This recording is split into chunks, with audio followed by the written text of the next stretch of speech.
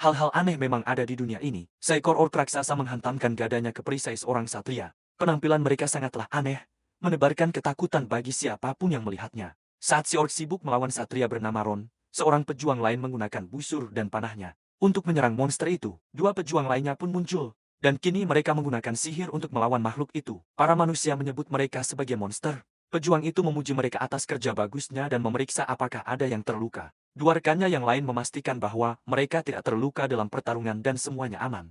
Gadis bernama Mickey itu sangat gembira saat menyadari bahwa levelnya telah naik. Pejuang itu kemudian menatap Ron dan berterima kasih pada sang garda depan karena telah kembali melakukan tugasnya dengan baik dalam menaklukkan monster. Namun, mereka semua ngeri saat melihat pria itu mencengkeram jari si raksasa itu dan menghunus pedangnya. Dia kemudian mulai perlahan-lahan membersihkan bulu dari kaki dan tangan si orc. Selanjutnya, dia meniriskan darahnya dan merebusnya perlahan dengan rempah-rempah untuk menghilangkan baunya. Memotong daging yang sudah matang menjadi potongan-potongan kecil lalu menumisnya dengan mie. Rekan-rekannya hanya bisa menonton saat dia mengaduk makanan itu dan memasaknya hingga sempurna. Mereka tidak akan pernah bisa terbiasa melihatnya memasak para monster.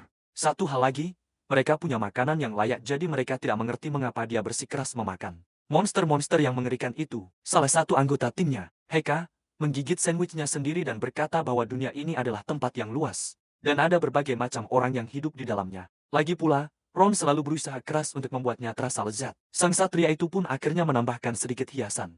Dengan sedikit sentuhan cinta, dia menyelesaikan masakan pasta orekitnya. Tapi rekan-rekannya memasang wajah jijik, dia pun membuka mulutnya dan melahap pasta itu. Salah satunya bertanya apakah rasanya benar-benar lezat dan dia membenarkannya, sambil menawarkan satu suapan kepada Mickey. Dia menghela napas setelah kembali menyantapnya, terlihat sangat puas dengan makanannya. Mereka terus saja menilainya karena mereka tidak tahu betapa lezatnya rasa para monster itu. Rasa lezat dari pasta krim orc itu seakan meledak di dalam mulutnya, dan dia menikmati setiap sari dari daging kaki tangan si orc dengan tekstur yang gurih. Kolagennya begitu lembut hingga lumer seketika di dalam mulutnya. Sementara itu, ketiga rekan setimnya masih menganggap hal itu sangat aneh, bahwa dia memasang ekspresi sangat nikmat setiap kali melahap para orc. Mereka kemudian membicarakan tentang sang pahlawan yang hilang beberapa waktu lalu. Dan menurut rumor, jasadnya telah ditemukan. Gadis itu terkejut mendengar berita tersebut, terlebih lagi saat dia tahu kejadian itu terjadi di hutan Tianshan bagian selatan. Dia merasa aneh karena baru saja melewati daerah itu dalam perjalanan pulangnya beberapa hari lalu. Sang pahlawan pasti telah berhadapan dengan monster yang kuat, hingga bisa dikalahkan, mengingat level kekuatannya yang bukan tandingannya. Mereka kemudian mengalihkan perhatian ke Ron dan bertanya mengapa dia mulai memakan monster. Satria itu berhenti makan dan mulai mengenang masa lalunya. 3 bulan yang lalu, di sebuah desa kecil di selatan, para penumpang sedang menghadapi dilema. Karena kereta kuda mereka tiba-tiba berhenti beroperasi. Mereka tidak siap karena kemarin semuanya masih berangkat seperti biasa. Sang bos memberitahu mereka bahwa ada laporan penampakan babi hutan merah yang mengamuk di jalan. Dia lalu menyuruh mereka untuk melihat kereta yang nekat berangkat kemarin. Kereta itu hancur lebur, dan mereka sangat beruntung tidak sampai terbunuh. Jadi untuk saat ini dia tidak akan mengambil risiko menjalankan kereta di jalan itu. Para penumpang hanya bisa menghela napas pasrah karena tidak bisa melanjutkan perjalanan. Akibat kemunculan tiba-tiba babi hutan merah itu, mereka menyatakan kekecewaannya karena tidak bisa bertemu orang yang mereka cintai akibat penundaan ini. Salah satu pengurus khawatir karena mereka berhenti mengangkut orang untuk jalur perdagangan. Hanya tersisa 3 hari lagi sebelum batas waktu pengiriman. Untuk bangsawan, sang bos memegangi kepalanya karena pusing memikirkan kemungkinan pengiriman bangsawan yang terlambat. Saat itu, mereka mendengar seorang kusir menolak penumpang lain yang butuh tumpangan ke kota. Melihat pria itu tampak kuat, si pengurus menghampirinya dan mengatakan bahwa mereka juga bertujuan ke kota dan sedang menunggu penumpang lain sebanyak mungkin sebelum keberangkatan siang nanti. Jadi dia harus menunggu sebentar, padahal pria itu terlihat sangat membutuhkan tumpangan. Ron pun memutuskan untuk menunggu dengan sabar di dalam kereta. Pria tadi kemudian memperkenalkan dirinya sebagai Meham, seorang pedagang keliling, dan Ron juga memperkenalkan dirinya. Meham lalu kembali ke bosnya dan melaporkan bahwa ada yang terasa aneh malam itu. Ia berpikir kalau Ron adalah seorang desertir. Bosnya tidak terlalu peduli selama Ron terlihat seperti bisa melawan monster. Mereka tidak punya cukup waktu dan sumber daya untuk mengumpulkan tentara bayaran. Jadi orang sepertinya akan sangat cocok untuk dijadikan umpan dan melawan babi hutan merah. Sementara itu, Ron tertidur pula saat menunggu di dalam kereta. Dalam mimpinya, sang pahlawan mati dengan cara yang mengenaskan. Seorang pria melihat mayat itu dan terhuyung mundur karena kaget. Saat dia melihat ke belakang, dia melihat serangga-serangga raksasa yang siap melahapnya. Rasa takut mulai menguasainya sementara dia mati-matian berusaha untuk tetap hidup. Dia meyakinkan dirinya sendiri bahwa dia akan berhasil keluar hidup-hidup dan kembali ke Adarama. Tepat pada saat itu, Ron merasakan seseorang membangunkannya dari tidur lelapnya. Itu adalah Meham, yang memberitahunya bahwa kereta sudah mulai berjalan. Dan dia menanyai semua orang kemana tujuan mereka. Salah satu penumpang mengatakan bahwa dia akan pergi ke Helm. Sementara yang lainnya pergi ke Adarama, sama seperti Ron. Ketika ditanya kemana tujuannya secara spesifik, dia menjawab bahwa dia akan pergi ke sebuah panti asuhan untuk menemui keluarganya. Sudah cukup lama sejak dia terakhir kali pulang, jadi dia terburu-buru untuk kembali. Seorang penumpang berkomentar bahwa Ron terlihat kuat dan menanyakan levelnya. Karena Ron tampak bingung, pria itu menjelaskan lebih lanjut bahwa itu adalah sebuah angka yang memungkinkan seseorang melihat dan mengukur kekuatan mereka sendiri melalui apa yang mereka sebut jendela pikiran. Pria itu kemudian menyombongkan diri bahwa dia berada di level 23. Dia menceritakan lebih jauh usaha apa saja yang telah dia kerahkan untuk mencapai level itu. Namun, saat Ron sedang memeriksa sistemnya sendiri, sebelum mereka sempat memeriksa levelnya, kereta tiba-tiba berhenti mendadak dan mereka semua mulai terhuyung-huyung. Mereka semua berteriak bahwa itu adalah babi hutan merah yang menerjang ke arah mereka. Para penumpang mencoba memancingnya menjauh dari kereta tetapi menyadari bahwa itu sudah terlambat. Karena monster itu sudah berada tepat di depan mereka. Ron tetap tenang, dan bahkan tidak bergeming sedikit pun saat melihat monster itu. Dia menilai monster tersebut, dan mengetahui bahwa levelnya sudah mencapai 65. Karena monster itu mungkin lawan yang tepat untuk sebuah ujian, dia pun menghunus pedangnya. Dan langsung melesat ke arah babi hutan itu. Padahal pengelana tadi sudah memperingatkannya bahwa hal itu berbahaya dan jangan menyerang sendirian. Kecuali jika dia memang cari mati. Akan tetapi, Ron tidak mendengarkan dan langsung menghadapi monster itu. Menebaskan pedangnya ke arah babi hutan merah itu dalam satu gerakan cepat. Monster itu terbelah menjadi dua, yang tentu saja membuat semua orang terkejut. Ron sendiri terkejut karena berhasil mengalahkan babi hutan merah itu meskipun level mereka terpaut jauh. Dia tidak menyangka bisa memberikan kerusakan sebesar itu pada monster yang begitu besar. Sang pengelana menepuk punggungnya, memujinya karena berhasil membelah babi hutan merah. Hingga terbelah dua dengan satu tebasan. Dia memperhatikan bahwa suara Ron terdengar sangat mudah. Berdasarkan suaranya, tetapi ternyata dia seharusnya tidak meremehkannya sejak awal. Dia lalu bertanya apakah Satria itu seorang elf, manusia buas atau manusia biasa. Saat dia akan menjawab, perutnya berbunyi keroncongan karena lapar. Pria itu lantas mengundangnya untuk makan malam bersama. Malam harinya, ketika para pengelana sibuk menyiapkan makan malam, mereka membicarakan Ron dan bagaimana dia selalu menyembunyikan wajahnya. Mereka menganalisis peralatannya dan menyadari bahwa itu terlihat murahan. Sehingga mereka curiga bahwa pedang tuanya mungkin adalah sebuah harta karun legendaris. Karena penasaran, mereka mencoba menanyakan tentang pedangnya, tetapi tiba-tiba dia menghilang entah kemana. Tepat saat itu, mereka terkejut ketika dia kembali sambil menyeret bangkai babi hutan merah. Mickey tidak bisa percaya saat melihatnya menyeret bangkai itu ke tempat mereka makan. Mereka pun menegurnya karena hampir membuat mereka kehilangan nafsu makan. Mickey menyantap makanannya perlahan, menikmati setiap rasa yang ada. Ron mencoba makanannya sendiri tetapi merasa rasanya aneh dan tidak enak. Mickey menjelaskan bahwa makanan mereka sudah bisa dianggap cukup layak untuk situasi mereka saat ini. Sadar bahwa Ron masih ingin memakan monster itu, dia memberitahu Ron bahwa dagingnya tidak enak dan mungkin beracun, dan mereka hanya perlu mengambil material yang diperlukan, lalu membakar sisa bangkainya. Dia menekankan bahwa lebih baik kelaparan daripada memakan monster mengerikan seperti itu. Dia lalu menyemangatinya untuk makan. Karena perjalanan mereka ke Atarama masih panjang, tiba-tiba pengelana lain memanggilnya, mengatakan bahwa bangkai itu tidak bisa terbakar. Mickey pun menghampiri mereka dan memeriksa bangkai tersebut. Ron heran mengapa mereka meminta bantuan dari seorang pemanah seperti Mickey untuk membakar bangkai. Tepat pada saat itu, wanita itu meletakkan tangannya di atas mayat tersebut dan menyalakannya dengan api. Para pengelana pun dibuat kagum oleh sihirnya, dan berharap bisa mempelajari sihir itu, agar perjalanan mereka menjadi jauh lebih mudah. Ron lantas bertanya apakah wanita itu berasal dari menara sihir, namun dia hanya menggelengkan kepalanya, sambil berkata bahwa seseorang tidak perlu menjadi penyihir hanya untuk melakukan sihir sederhana. Akan tetapi, bagi Ron, mempelajari sihir dasar saja membutuhkan waktu setidaknya 3 tahun.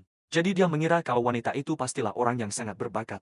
Wanita itu menjelaskan bahwa sihir dasar adalah hal biasa bagi para petualang, dan cara bicara Ron terdengar seolah dia datang dari zaman dulu. Dia bahkan berkata Ron tampak begitu ketinggalan zaman, seolah-olah dia telah hidup di daerah terpencil untuk waktu yang sangat lama. Wanita itu kemudian menunjuk ke arah cahaya kota yang gemerlap, yang membuat Ron terkejut, karena kota itu sekarang menggunakan batu sihir sebagai pengganti lampu. Dia pun heran kenapa Ron belum pernah melihatnya, tapi kemudian menyimpulkan sendiri, kalau itu pasti karena Ron berasal dari pedesaan. Dia lalu menjelaskan bahwa bahkan mainan anak-anak sekalipun sekarang sudah menggunakan sihir, jadi hal itu bukanlah sesuatu yang istimewa lagi. Ron pun sadar bahwa zaman benar-benar telah berubah, karena saat dia masih kecil dulu, mereka tidak memiliki hal-hal semacam itu. Kemudian, dia tak sengaja mendengar para pengelana lain membicarakan soal daging, dan betapa mereka ingin menyantapnya dalam sebuah pesta yang ditemani dengan bir dingin.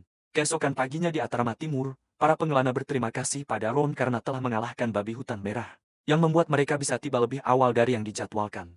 Mereka berkata tidak tahu harus berbuat apa jika perjalanan mereka sampai tertunda. Jadi mereka mengucapkan terima kasih sebesar-besarnya. Ron juga membalas ucapan mereka, tapi tenaganya terkuras habis setelah tidak makan berhari-hari. Dia sudah mencoba makan sesuatu untuk menahan laparnya, namun memuntahkan kembali semua yang ia paksa masuk ke mulutnya. Sehingga pada akhirnya dia hanya bisa minum air putih saja. Rekan-rekan seperjalanannya awalnya mengira dia hanya pemilih soal makanan, tapi kini mereka curiga kalau Ron menderita semacam penyakit.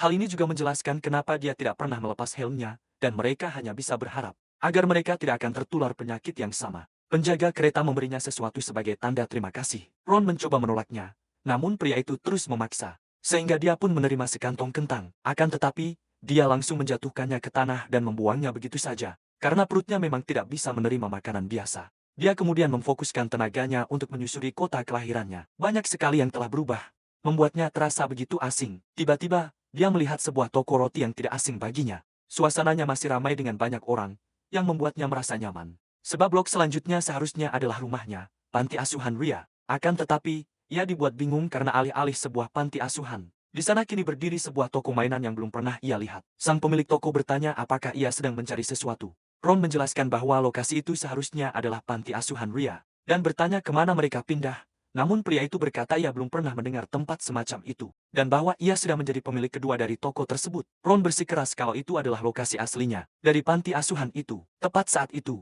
seorang pria tua memanggil perhatiannya dan memberitahunya bahwa ia sendiri tidak melihat kejadiannya, tapi ia pernah mendengar tentang tempat itu dahulu kala. Katanya tempat itu terbakar habis bertahun-tahun silam. Saat terjadi serangan naga, tampak seorang pria perlahan tenggelam ke dalam jurang lautan yang dalam. Ia menjalani kehidupan yang biasa-biasa saja, di mana segalanya terasa hambar dan tak berwarna, tanpa impian nyata atau kenangan berharga, dan seiring ia terus tenggelam semakin dalam ke lautan. Satu-satunya kenangan berharga yang tetap ada bersamanya adalah kehangatan sebuah meja makan, yang dikelilingi oleh keluarga yang telah pergi mendahuluinya. Saat ia terbangun, ia melihat langit-langit dan lingkungan yang asing. Pandangannya lalu tertuju pada dua anak laki-laki, yang tampak sangat gembira melihatnya akhirnya terbangun. Salah satu dari mereka berseru dan berteriak bahwa sang bayi sudah bangun. Ia pun bingung karena ingatan terakhirnya adalah tentang kecelakaan itu. Dan kini ada anak-anak di sekelilingnya. Tiba-tiba, sebuah suara lain terdengar. Dengan lembut mengingatkan anak-anak agar tidak berteriak di dekat bayi. Ia kemudian merasa tubuhnya diangkat dan berhadapan muka dengan seorang suster yang tersenyum ramah. Sang suster menyambutnya di panti asuhan Centreus, mengatakan bahwa mulai sekarang, ia adalah bagian dari keluarga mereka. Itulah kenangan pertamanya di dunia yang baru. Dan kenangan itu membawa kehangatan keluarga yang tak pernah ia sangka bisa ia rasakan kembali. Bertahun-tahun kemudian, ia tumbuh menjadi seorang pria yang membantu mengurus panti asuhan tersebut. Sepulang dari kerja keras seharian, sambil terbatuk dan tampak lemah, ia menjatuhkan koin-koin emas yang baru saja ia dapatkan. Sang suster mengungkapkan kekhawatirannya karena melihatnya selalu bekerja. Ia menjawab bahwa ia hanya ingin anak-anak bisa makan sesuatu yang enak.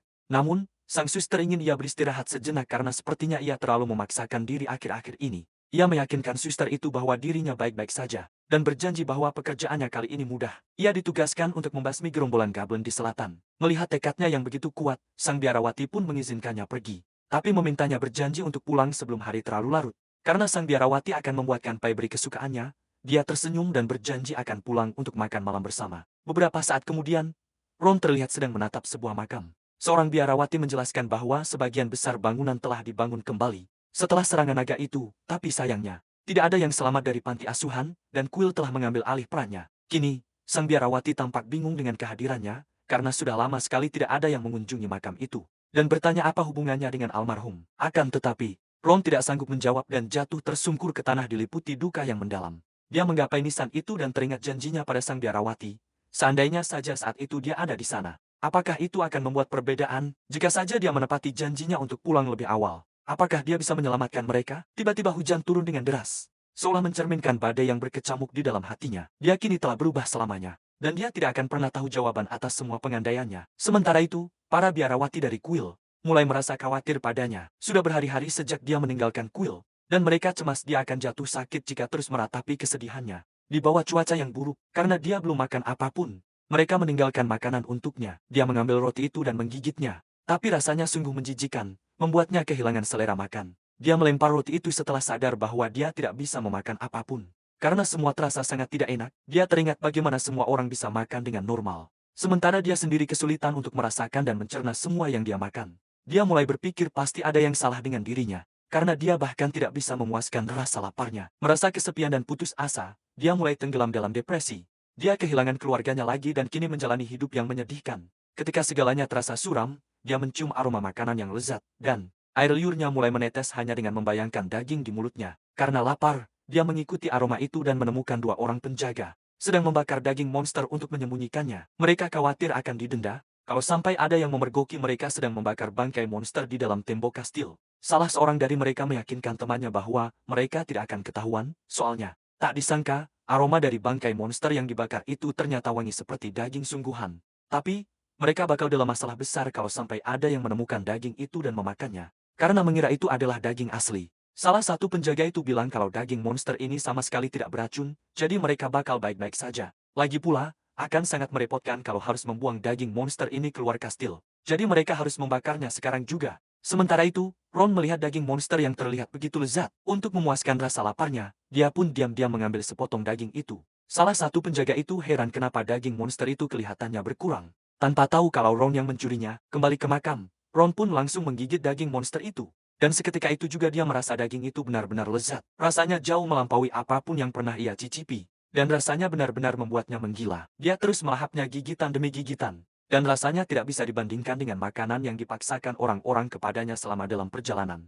Daging ini akhirnya benar-benar memuaskan rasa laparnya. Tepat saat itu, dia tidak sengaja menggigit tangannya sendiri. Saking asiknya melahap daging itu tanpa henti, tangannya sampai terluka. Hal itu membuatnya menangis terseduh-seduh. Emosi yang selama ini ia pendam akhirnya meledak juga. Dan dia pun meminta maaf kepada keluarganya di sela-sela isak tangisnya. Dia merasa sangat kesepian tanpa mereka, tapi dia ingin hidup seperti manusia normal lainnya. Dia ingin makan lebih banyak makanan enak dan hidup bahagia tanpa harus merasa bersalah. Saat dia terus berlutut di depan makam, dia merasakan sebuah sentuhan yang sangat ringan di tangannya. Ketika dia mendongak, dia melihat sehelai daun jatuh tepat di tangannya. Di tempat dia merasakan sentuhan itu, dia lalu menatap ke arah makam, seolah-olah mengerti bahwa keluarganya sedang memberinya pertanda bahwa sudah waktunya bagi dia untuk melepaskan masa lalunya dan melanjutkan hidupnya. Dia pun kemudian beranjak pergi dan berjanji bahwa kali ini, dia akan pulang cepat dan tidak akan terlambat lagi. Di tengah kota Adorama, berdiri sebuah menara yang tinggi menjulang. Para petualang menyebutnya Guild Hexelum, tempat yang membantu semua petualang untuk mencapai impian mereka.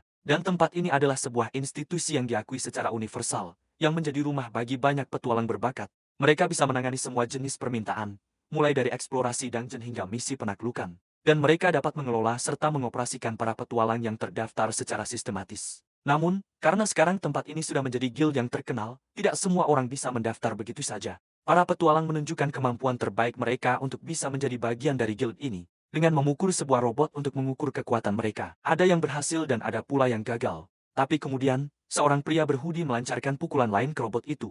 Dan secara mengejutkan, berhasil mencetak rekor baru untuk skor hari itu. Pria itu ternyata adalah seorang elf bernama Dahlia. Dan semua orang terpukau melihat betapa kuatnya dia. Karena hal ini, seorang petualang lain mendekatinya dan memberinya selamat. Pria itu bahkan menawarkan untuk membentuk tim dengannya, mengklaim bahwa dia dulunya cukup terkenal pada masanya dan mereka bisa dengan mudah mencapai peringkat tinggi. Jika mereka bekerja sama, seketika itu juga, Dahlia langsung membentak, menyuruh pria itu untuk tidak menyentuhnya dengan seenaknya. Di saat yang sama, Ron lewat dan meminta maaf.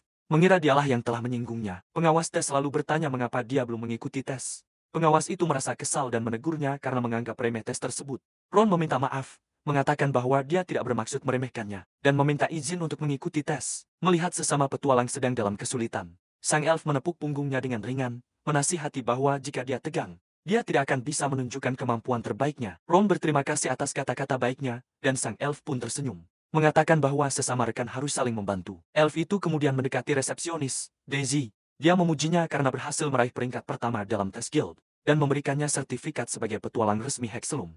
Dia menerima sertifikat itu dan tidak percaya bahwa dia hanya mendapatkan peringkat D. Setelah menjadi yang pertama dalam ujian, Daisy menjelaskan bahwa sesuai peraturan, peringkat di atas D memerlukan catatan penyelesaian misi dan dia meyakinkan Dahlia bahwa dengan keahliannya, dia akan naik peringkat dalam waktu singkat. Mendengar ini, dia memutuskan untuk segera memulai, dan meminta misi yang bisa dia ambil saat itu juga. Daisy menemukan ada dua misi peringkat D, yang cocok untuknya. Misi yang pertama adalah misi reguler, penaklukan di Gargoyle Manor, dan yang lainnya adalah pengadaan bola mata Gremlin, yang juga muncul di Gargoyle Manor. Dia pun memutuskan untuk mengambil kedua misi tersebut. Namun, Daisy baru menyadari bahwa kedua misi itu hanya menerima party.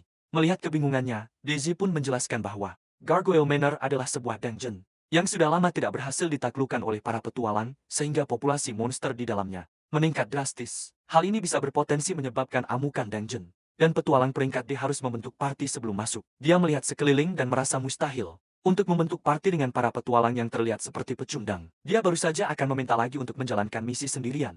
Tapi entah dari mana, sisi guild tempat mereka berada tiba-tiba meledak. Dan ketika debu mereda, mereka melihat robot latihan hancur lebur. Dahlia bertanya-tanya apa yang terjadi, berpikir bahwa robot itu mustahil untuk diangkat. Karena beratnya setara dengan seekor banteng. Ron sama terkejutnya dengan mereka melihat pertunjukan kekuatannya yang luar biasa, dan dia tidak menyangka bahwa dia bisa mengeluarkan kekuatan sebesar itu hanya dalam satu pukulan.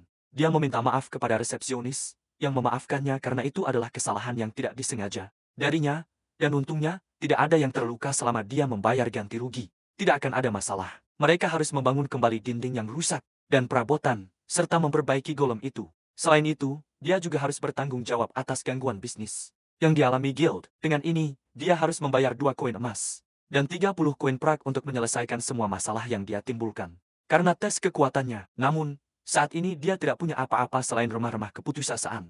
Jadi dia harus bekerja untuk membayar jumlah yang harus dia lunasi. Terlihat jelas kesal, Daisy berusaha sekuat tenaga untuk tersenyum dan memberitahunya bahwa dia bisa membayar kapanpun dia siap, tetapi dia harus membayarnya sesegera mungkin. Atau guild terpaksa akan menuntutnya. Ada misi yang bisa dia ambil, tapi ini mengharuskannya untuk bergabung dengan sebuah party. Mendengar ini, Dahlia mengambil kesempatan dan menawarkan untuk bekerja sama dengannya, karena dia sedang mencari seseorang untuk membentuk party. Untuk menjalankan misi, dia menekankan bahwa di saat-saat seperti ini, mereka harus saling membantu karena bagaimanapun juga mereka adalah rekan senegara. Ron meragukan niatnya, berpikir bahwa dia mungkin punya motif tersembunyi. Dia kemudian menggunakan skill appraisalnya pada Dahlia dan menemukan bahwa dia adalah level 36, dan seorang pemanah yang juga merupakan pengguna roh. Sadar akan kemampuannya, Ron dalam hati bertanya-tanya, mengapa sang elf ingin membentuk tim dengannya? Dia sama sekali tidak mengerti. Kenapa elf itu bersikap begitu ramah padanya? Daisy sangat senang karena mereka berdua akan menjalankan misi bersama, mengingat kelas mereka sangat cocok satu sama lain. Mereka adalah kombinasi yang ideal, karena Ron adalah seorang warrior dan Dahlia adalah seorang pemanah. Sementara itu, Ron masih merasa ragu dengan kemitraan mereka, dan ingin menghindari party jika memungkinkan, karena mereka bahkan belum saling memperkenalkan diri dengan benar. Dahlia mengulurkan tangannya dan memperkenalkan diri, berharap misi pertama mereka akan berjalan dengan sukses. Ron menyambut uluran tangannya dan memutuskan bahwa ini mungkin akan menguntungkan untuk saat ini, karena mereka berdua telah menyetujui persyaratannya dan menerima kemitraan mereka. Kini secara resmi ditetapkan bahwa elf Dahlia dan manusia bernama Ron akan menjalankan misi bersama-sama. Namun, yang mengejutkan Ron, Dahlia justru mengambil langkah mundur dan menunjukkan ekspresi jijik di wajahnya setelah mendengar bahwa Ron adalah seorang manusia. Saat mereka berada dalam misi di Dungeon Gargoyle, Dahlia tidak bisa menyembunyikan rasa bencinya terhadap rekannya. Dia tidak menyangka Ron adalah manusia, namun dia tidak bisa membatalkan kemitraan mereka. Karena kesepakatannya sudah terlanjur dibuat, dia menganggap ras manusia itu rendahan dan lebih inferior dari bangsa elf. Sementara itu, Ron merenungkan sejarah bangsa elf. Mereka hidup lebih lama dari manusia, dan terlihat lebih misterius serta memikat. Namun, pernah ada suatu masa ketika mereka diperbudak oleh manusia, dan tidak heran, beberapa dari mereka masih menyimpan kemarahan karena mengetahui masa lalu kelam itu. Untungnya, resepsionis guild tidak bersikap jijik terhadap manusia, tapi jelas Dahlia adalah kasus yang berbeda. Ron mengikutinya masuk ke dalam dungeon dan tertegun melihat betapa luasnya tempat itu. Bagian dalamnya tampak seperti sebuah mansion terbengkalai dan suasananya sangat berbeda dari luar. Dia kemudian menggunakan skill appraisalnya untuk memeriksa informasi dan level monster yang akan mereka taklukkan. Para gremlin berkerumun di sekitar mansion. Mereka biasanya adalah monster tingkat rendah. Tetapi ketika mereka tumbuh besar, mereka akan menjadi masalah yang lebih sulit untuk diatasi. Karena mereka akan menjadi lebih sulit untuk dikalahkan. Dahlia masih memperlakukannya dengan hina, mengatakan bahwa Ron sebaiknya menyingkir agar tidak mengganggu penyelesaian misinya. Mereka sebaiknya menyelesaikan misi ini secara terpisah, karena dia tidak sudi bekerja sama dengan seorang manusia. Setuju dengan perkataan itu, Ron pun mulai beranjak pergi untuk melakukan tugasnya. Sang elf merasa tersinggung, karena Ron baru saja mengabaikannya dan langsung pergi begitu saja, sambil berkata bahwa sopan santun dasar sepertinya tidak dimiliki oleh manusia berumur pendek sepertinya. Ron menyebutkan bahwa usianya sudah lebih dari 100 tahun, dan hal ini membuat sang elf kebingungan. Namun, dia memilih untuk tidak memperjelas situasinya dan menyetujui usulan awal Dahlia, yaitu untuk tidak saling menghalangi jalan masing-masing. Dia kemudian langsung menuju ke tempat para gremlin berkerumun. Terkejut dengan tindakannya, sang elf menyebut Ron nekat karena langsung terjun ke dalam misi. Tanpa persiapan apapun, Ron menyatakan bahwa lawan mereka hanyalah level 18 dan dengan level mereka, mereka tidak membutuhkan banyak persiapan. Dahlia terkejut karena Ron ternyata bisa melihat status, dan bertanya-tanya apakah pria itu juga telah mengintip status miliknya. Dia kemudian menyadari bahwa jika rekannya bisa dengan mudah melihat status, itu berarti ada kemungkinan Ron lebih kuat darinya. Pemikiran ini membuatnya kesal dan semakin marah pada pria itu, menuduhnya telah melihat detail pribadinya tanpa izin. Dia terus memarahi Ron, menyebutnya tidak sopan dan menjijikan, karena telah mencuri informasinya dan mempermainkan privasinya. Akan tetapi, Dia tidak sadar bahwa seekor gremlin telah mengintai mereka dan bersiap untuk menyerang. Ron dengan cepat menghunus pedangnya dan menebas monster itu menjadi dua bagian. Tepat di depan Dahlia yang sangat terkejut, Ron memberitahunya untuk mengecilkan suaranya. Saat berada di dalam dungeon, agar mereka tidak mudah diketahui keberadaannya, dia juga mengaku telah memeriksa status sang elf sebelumnya, saat mereka saling sapa di guild. Karena tidak ada pilihan lain, Ron menyarankan jika mereka ingin melakukan semuanya secara terpisah, maka secepat mungkin mereka harus menyelesaikan pekerjaan ini, agar mereka bisa berpisah jalan, dan berkata pada Dahlia untuk tidak menghalanginya. Kesal dengan kesombongannya, sang elf setuju, dan mengatakan bahwa Ron juga jangan sampai menghalanginya. Mereka pun sepakat untuk membasmi gargoyle dan para gremlin secara terpisah. Beberapa saat kemudian, Ron berhasil membantai 50 gremlin dan puas dengan bola mata yang berhasil ia kumpulkan. Namun, di sisi lain mansion, seekor gargoyle telah menunggu, yang merupakan wujud tingkat tinggi dari gremlin, dan seluruh tubuhnya sekeras batu. Dahlia menghadapi dua gargoyle sekaligus. Dia jelas-jelas sedang mengalami kesulitan. Tetapi Ron menolak membantunya, karena berpikir si elf itu bisa mengatasi masalahnya sendiri. Untuk saat ini, dia memutuskan untuk mencari sesuatu untuk disantap. Dia pun mulai memikirkan cara untuk memasak sisa-sisa dari gremlin tersebut. Karena penampilannya agak mirip kodok, dia memutuskan untuk mengolahnya seperti memasak kodok. Yang mengejutkan, daging gremlin itu ternyata tidak punya banyak bagian yang bisa dimakan. Jadi dia hanya membuat porsi kecil dan menjadikannya sate agar tidak ada yang terbuang. Dia memutuskan untuk memanggang daging beserta jeruannya, dan pada akhirnya, terciptalah sate gremlin. Setelah mengagumi hasil masakannya, dia pun langsung mencicipi satu tusuk sate tersebut. Dan ternyata rasanya benar-benar nikmat. Kalau harus dibandingkan, rasanya lebih mirip daging bebek daripada ayam, sedikit pedas dengan cita rasa khas daging buruan yang kuat namun tetap gurih. Dia berpikir rasanya akan jauh lebih mantap jika ditambahkan saus di atasnya. Tiba-tiba, sistemnya mendeteksi bahwa dia telah terkena racun saat tubuhnya ambruk ke tanah. Dalam keadaan lumpuh, dia tidak bisa menggerakkan tubuhnya dan hanya bisa terus kejang-kejang di tanah.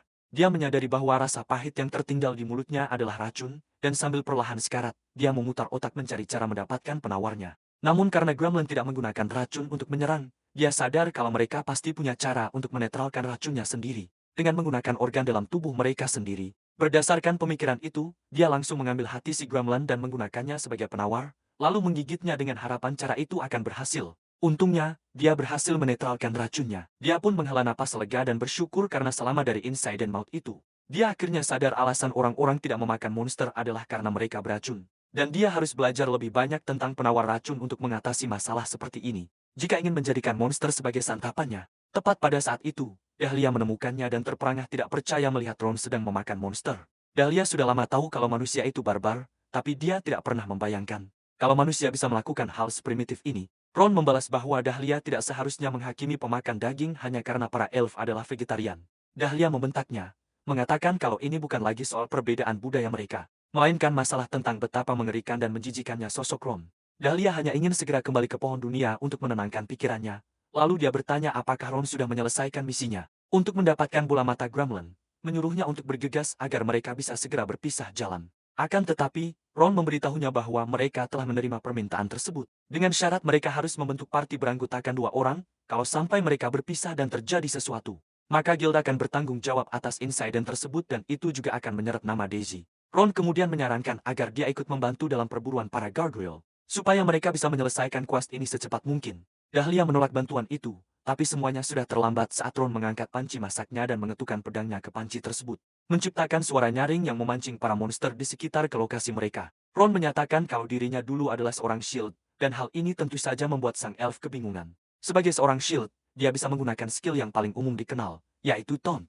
Skill itu bisa memancing monster di sekitar dan melindungi anggota party lainnya. Melihat segerombolan monster datang menyerbu, sang elf langsung lari mencari aman sementara Ron berdiri di hadapan mereka dengan tatapan penuh tekad. Skill taunt biasanya digunakan untuk melindungi rekan satu tim. Tapi skill itu juga sangat efektif untuk memancing monster terbang, dan Ron menyadari kalau skillnya kini jauh lebih kuat daripada sebelumnya, terbukti dari para monster yang langsung berkumpul ke arahnya. Ron pun mengaktifkan skill ilmu pedangnya dan menggunakan martial arts untuk meningkatkan kelincahannya dalam pertarungan jarak dekat. Dari kejauhan, Dahlia hanya bisa mengamati saat para monster mengerumuni rekannya itu.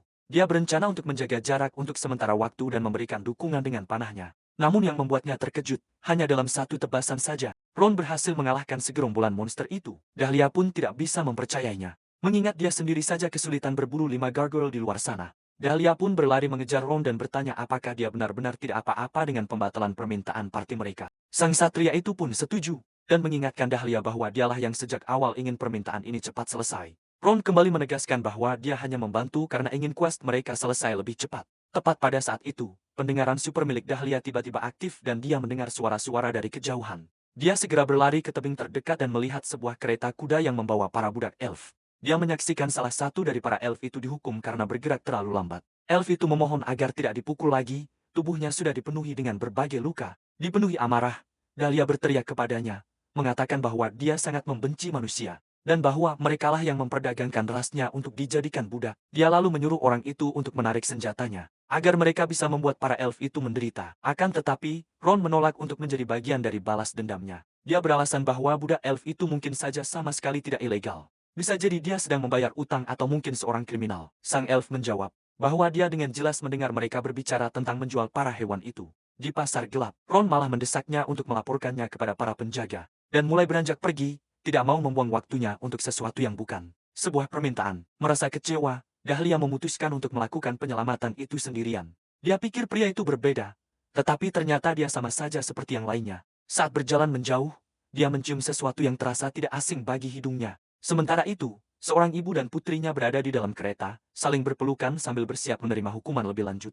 Tidak sanggup menahan diri untuk menolong kaumnya, sang elf pun memaksakan dirinya untuk bertindak. Karena dia telah berlatih seumur hidupnya untuk menolong kaumnya dan mengakhiri perbudakan serta penderitaan mereka. Dia menarik anak panahnya, siap untuk menyerang kereta itu. Tetapi betapa terkejutnya dia. Sebuah ledakan dahsyat mengguncang semua orang, termasuk para bandit di bawah sana. Sebuah pedang dilemparkan ke arah kereta untuk mengalihkan perhatian semua orang. Dahlia tidak percaya dan bertanya pada Ron, mengapa dia membantunya padahal sebelumnya dia memutuskan untuk tidak ikut campur. Sang satria memberitahunya bahwa dia tidak ikut campur dalam masalah orang dewasa, tetapi ceritanya akan berbeda jika anak-anak terlibat karena mereka tidak bersalah. Para preman itu menatap kereta kuda tersebut, bingung dari mana pedang itu tiba-tiba datang. Saat mereka mendongak, mereka melihat dua pria yang menyerang dari atas, meluncur turun dari tebing. Mereka ditanya, memangnya mereka pikir mereka itu siapa dan sadar tidak dengan konsekuensi dari tindakan mereka. Dahlia sangat marah pada manusia-manusia menjijikan itu, mengatakan dia tahu betul soal para elf di dalam kereta. Namun, para pria itu bersikeras bahwa mereka adalah pedagang berlisensi dari Bestol, yang artinya para budak itu semuanya sah. Mata sang elf terbelalak kaget. Setelah mendengar nama keluarga Marquis, awalnya dia merasa ragu.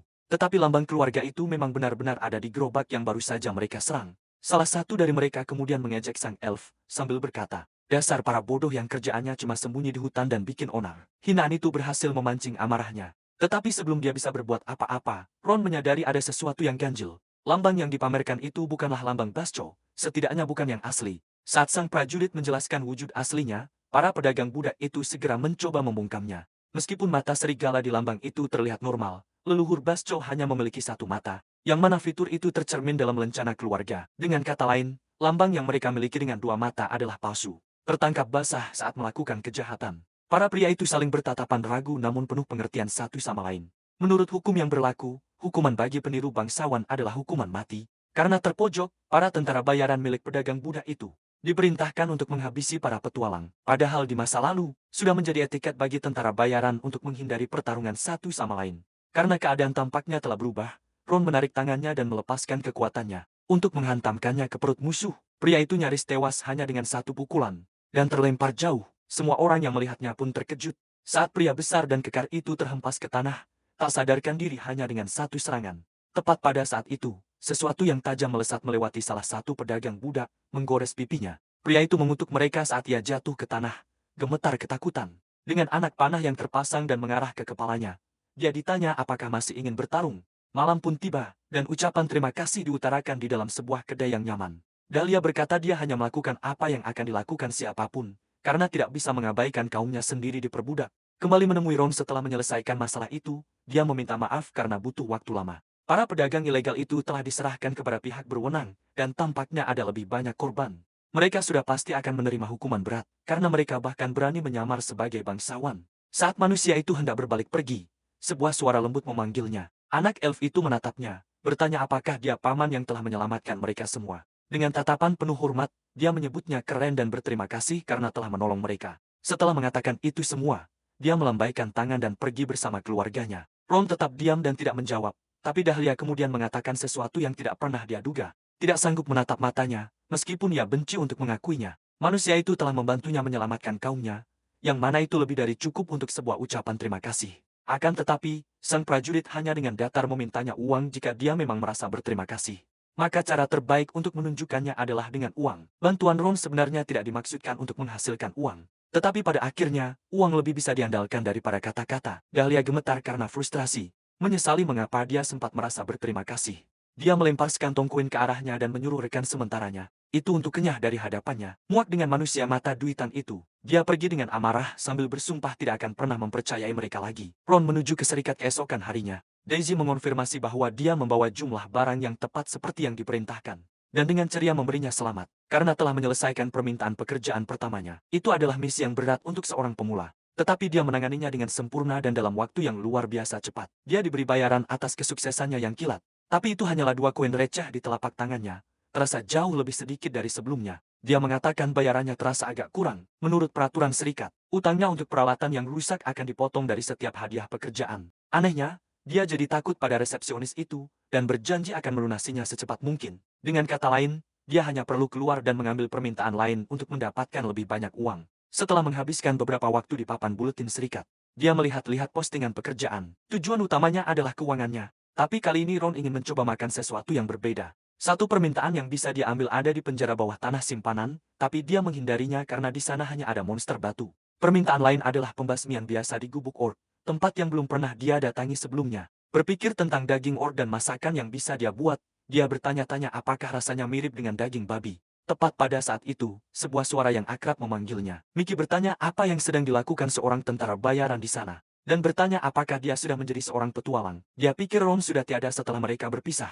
Karena Ron sama sekali tidak makan apapun saat mereka bersama. Terganggu oleh saus tomat, dia berbalik dan memperkenalkannya kepada anggota partainya. Seorang pemuda bernama Olga adalah pemimpin partainya, yang sudah pernah mendengar tentang Ron, termasuk soal kebiasaan makannya yang pemilih dan kekuatannya yang gila. Ketua itu adalah seorang pemanah sepertinya, dan Heka, penyihir mereka, melengkapi parti mereka yang beranggotakan 3 orang. 2 pemanah dan seorang penyihir bukanlah komposisi parti yang sempurna. Jadi mereka ditanya tentang petarung garis depan mereka. Mereka biasanya menyewa satu, tetapi kesulitan melakukannya akhir-akhir ini, yang membuat mereka tidak bisa memasuki penjara bawah tanah.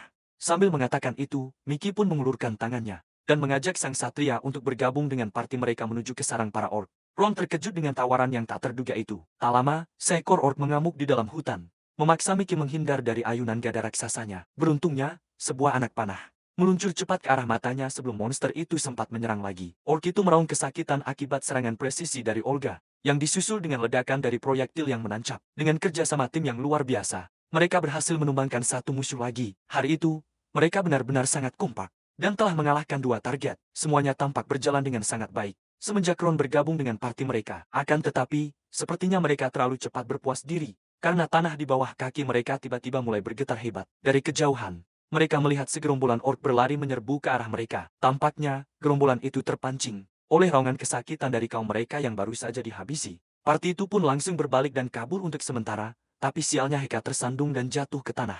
Dia nyaris saja dihabisi oleh ayunan tanpa ampun dari monster itu. Dan yang bisa dilakukan teman-temannya hanyalah menatap ngeri tanpa bisa berbuat apa-apa. Tepat pada saat itu, orc yang ada di hadapannya terbelah menjadi 2 dengan sangat rapi. Para orc lainnya pun menyusul. Semuanya tewas oleh satu tebasan pedang Ron yang tak terbendung. Sambil memeriksa keadaan sang penyihir, anggota parti yang lain hanya bisa menatap dengan penuh kekaguman pada kekuatan sang satria saat melihatnya berdiri dengan gagah di tengah tumpukan bangkai monster. Mereka pun bertanya-tanya seberapa kuat pria itu sebenarnya. Beberapa saat kemudian, beberapa anak panah menembus dan menewaskan seekor orc lainnya. Mereka telah menggunakan busur mereka untuk mengalahkan 10 target. Jadi, sudah waktunya untuk menyudahi perburuan hari ini. Saat berkumpul di sekitar api unggun, anggota parti yang lain bertanya-tanya, sebenarnya level berapa Ron sampai bisa memiliki kekuatan sebesar itu. Teringat pada sang penyelamat, Heka pun menoleh untuk berterima kasih padanya. Namun, ia tidak melihat rekan barunya itu dimanapun. Tiba-tiba, hidungnya menangkap sebuah aroma yang sangat lezat, yang menguar di udara. Aromanya seperti daging panggang, yang mana hal itu sangat tidak mungkin terjadi di tengah-tengah dungeon. Mereka pun menemukan anggota baru mereka sedang duduk di dekat api unggun, seorang diri, dan sadar kalau dialah yang sedang memanggang daging itu. Mickey mencoba memberi beberapa tips dan menawarkan diri untuk memasak bersama, akan tetapi ia langsung membeku saat melihat karkas orc yang sudah diolah tergeletak dan sedang dipanggang di atas api. Pemandangan itu mengejutkan mereka, dan mereka tidak bisa mengerti mengapa dia tega melakukan hal seperti itu. Di atas wajan, dia punya beberapa potong paha orc panggang yang tampak lezat. Dia pikir rasanya mungkin akan mirip dengan daging babi, tapi ternyata lebih mendekati campuran daging sapi dan babi. Penasaran lebih mirip yang mana? Dia menggigit salah satunya dengan lahap dan terkejut betapa nikmatnya rasanya. Di setiap kunyahan, sari daging yang kaya rasa menyembur keluar, membuatnya merasakan cita rasa asli daging yang dimasak sempurna itu. Rasanya lebih mirip daging babi dan penuh dengan rasa gurih. Rekan-rekannya merasa mual dan mencoba menghentikannya memakan monster itu. Tapi dia tetap tidak terpengaruh dan malah menaburkan sedikit garam dan lada sambil memanggang potongan lainnya. Mustahil rasanya tidak akan lezat. Bumbu sederhana itu menciptakan aroma yang luar biasa, dan akan sempurna jika ditambah beberapa sayuran. Sementara itu, pemandangan dia menikmati monster itu adalah mimpi buruk bagi yang lainnya. Ron memperhatikan ketiga petualang itu berkumpul dan membicarakan kelakuannya, dan dia sudah tahu apa yang sedang terjadi. Meskipun begitu, dia senang telah mencicipi daging orc. Yang mengejutkannya, Olga meletakkan tangan di bahunya dengan penuh pengertian. Mereka tidak akan berpura-pura mengerti seleranya, jadi mereka hanya memintanya untuk tidak memakan monster secara terang-terangan. Tidak adil bagi mereka untuk mengusir seorang petualang terampil hanya karena seleranya. Berbeda dari mereka, dia bahkan ditawari makanan mereka juga. Tapi dengan penolakan tegasnya, kelompok itu pun pergi tidur.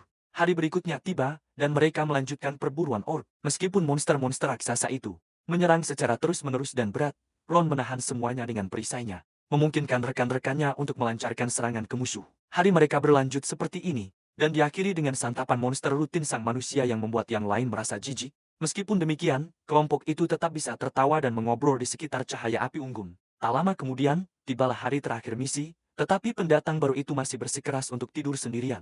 Mickey merasa penasaran, tetapi Olga langsung mengajukan diri untuk mengambil giliran jaga pertama. Dengan begitu, suara api yang menenangkan membuai mereka hingga terlelap. Ron bermimpi seperti biasa dan teringat akan sebuah kenangan samar, yang mirip dengan malam-malam yang baru saja ia lewati. Dengan api yang sudah menyala, mereka memanggilnya untuk bergabung, namun suara wanita itu sudah tidak terdengar jelas. Tapi dia melihat wajah tersenyum dari seorang wanita yang dikenalnya. Tepat saat itu dia dipaksa bangun oleh suara namanya yang diteriakkan dengan kencang. Membuka matanya, dia melihat anggota partinya saat ini berdiri di hadapannya dengan tatapan menghina. Dia bertanya-tanya mengapa semua orang sudah bangun. Padahal ini bahkan bukan gilirannya untuk berjaga malam. Mereka mengarahkan senjata ke arahnya dan menyuruhnya untuk tidak bergerak. Rapalan mantranya sudah selesai, dan satu gerakan saja akan membuat kepalanya melayang. Saat dia sedang tidur, mereka menggunakan batu penilai padanya karena penasaran dengan kekuatannya. Namun, mereka terkejut melihat sebuah detail mengerikan di status miliknya. Di bawah semua gelarnya, ada satu gelar yang menyebutnya pembantai kaumnya. Dia pun ketahuan, pembantai kaumnya adalah gelar yang diberikan kepada individu berdarah dingin, yang telah membunuh lebih dari 100 anggota dari ras mereka sendiri. Gelar itu meningkatkan kekuatan serangan saat bertarung melawan anggota dari spesies yang sama. Ini berarti Ron telah membunuh lebih dari 100 manusia. Dan itu adalah sesuatu yang tidak bisa mereka abaikan begitu saja. Dia seharusnya tidak memiliki catatan kriminal, karena dia adalah anggota guild, tapi hal ini tetap tidak bisa diterima. Mereka memintanya untuk menjelaskan situasinya, berharap dia bisa meluruskan kesalahpahaman tersebut. Akan tetapi, satria itu tetap diam 1000 bahasa. Apakah dia mendekati mereka, berharap untuk mengambil nyawa mereka dan menambah jumlah korbannya? Pria misterius itu hanya meminta maaf tanpa penjelasan. Keadaannya memang tidak diketahui, tapi ini bukanlah sesuatu yang bisa mereka biarkan. Olga tidak bisa mempercayai seseorang yang memiliki riwayat pembunuhan, jadi dia mengeluarkannya dari party. Dengan keputusan yang sudah final dan tidak dapat diganggu-gugat, Ron hanya berdiri. Sudah terbiasa dengan rutinitas ini, dia mengambil tasnya dan pergi tanpa sepatah kata pun. 100 tahun yang lalu, di hutan Tiersen Selatan, segerombolan goblin menyerbu para petualang.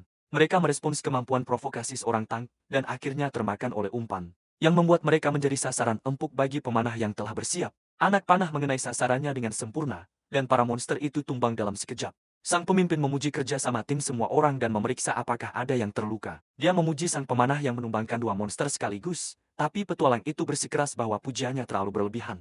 Karena mereka masih harus menghadapi 18 monster lagi, parti itu setuju untuk tetap menjaga semangat mereka. Beralih ke Ron, yang mereka panggil Charlotte, sang pemimpin bertanya apakah dia sudah selesai mengatur sertifikat penaklukan, yang mana dia dengan segera menganggukkan kepala dan menyarankan untuk segera berangkat. Sambil terus maju, mereka sedikit berbasa-basi dan menyadari bahwa jumlah goblin lebih sedikit dari yang diperkirakan.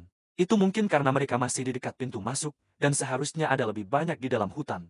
Saat mereka terus berbicara tentang misi, Ron menyadari ada sesuatu yang aneh.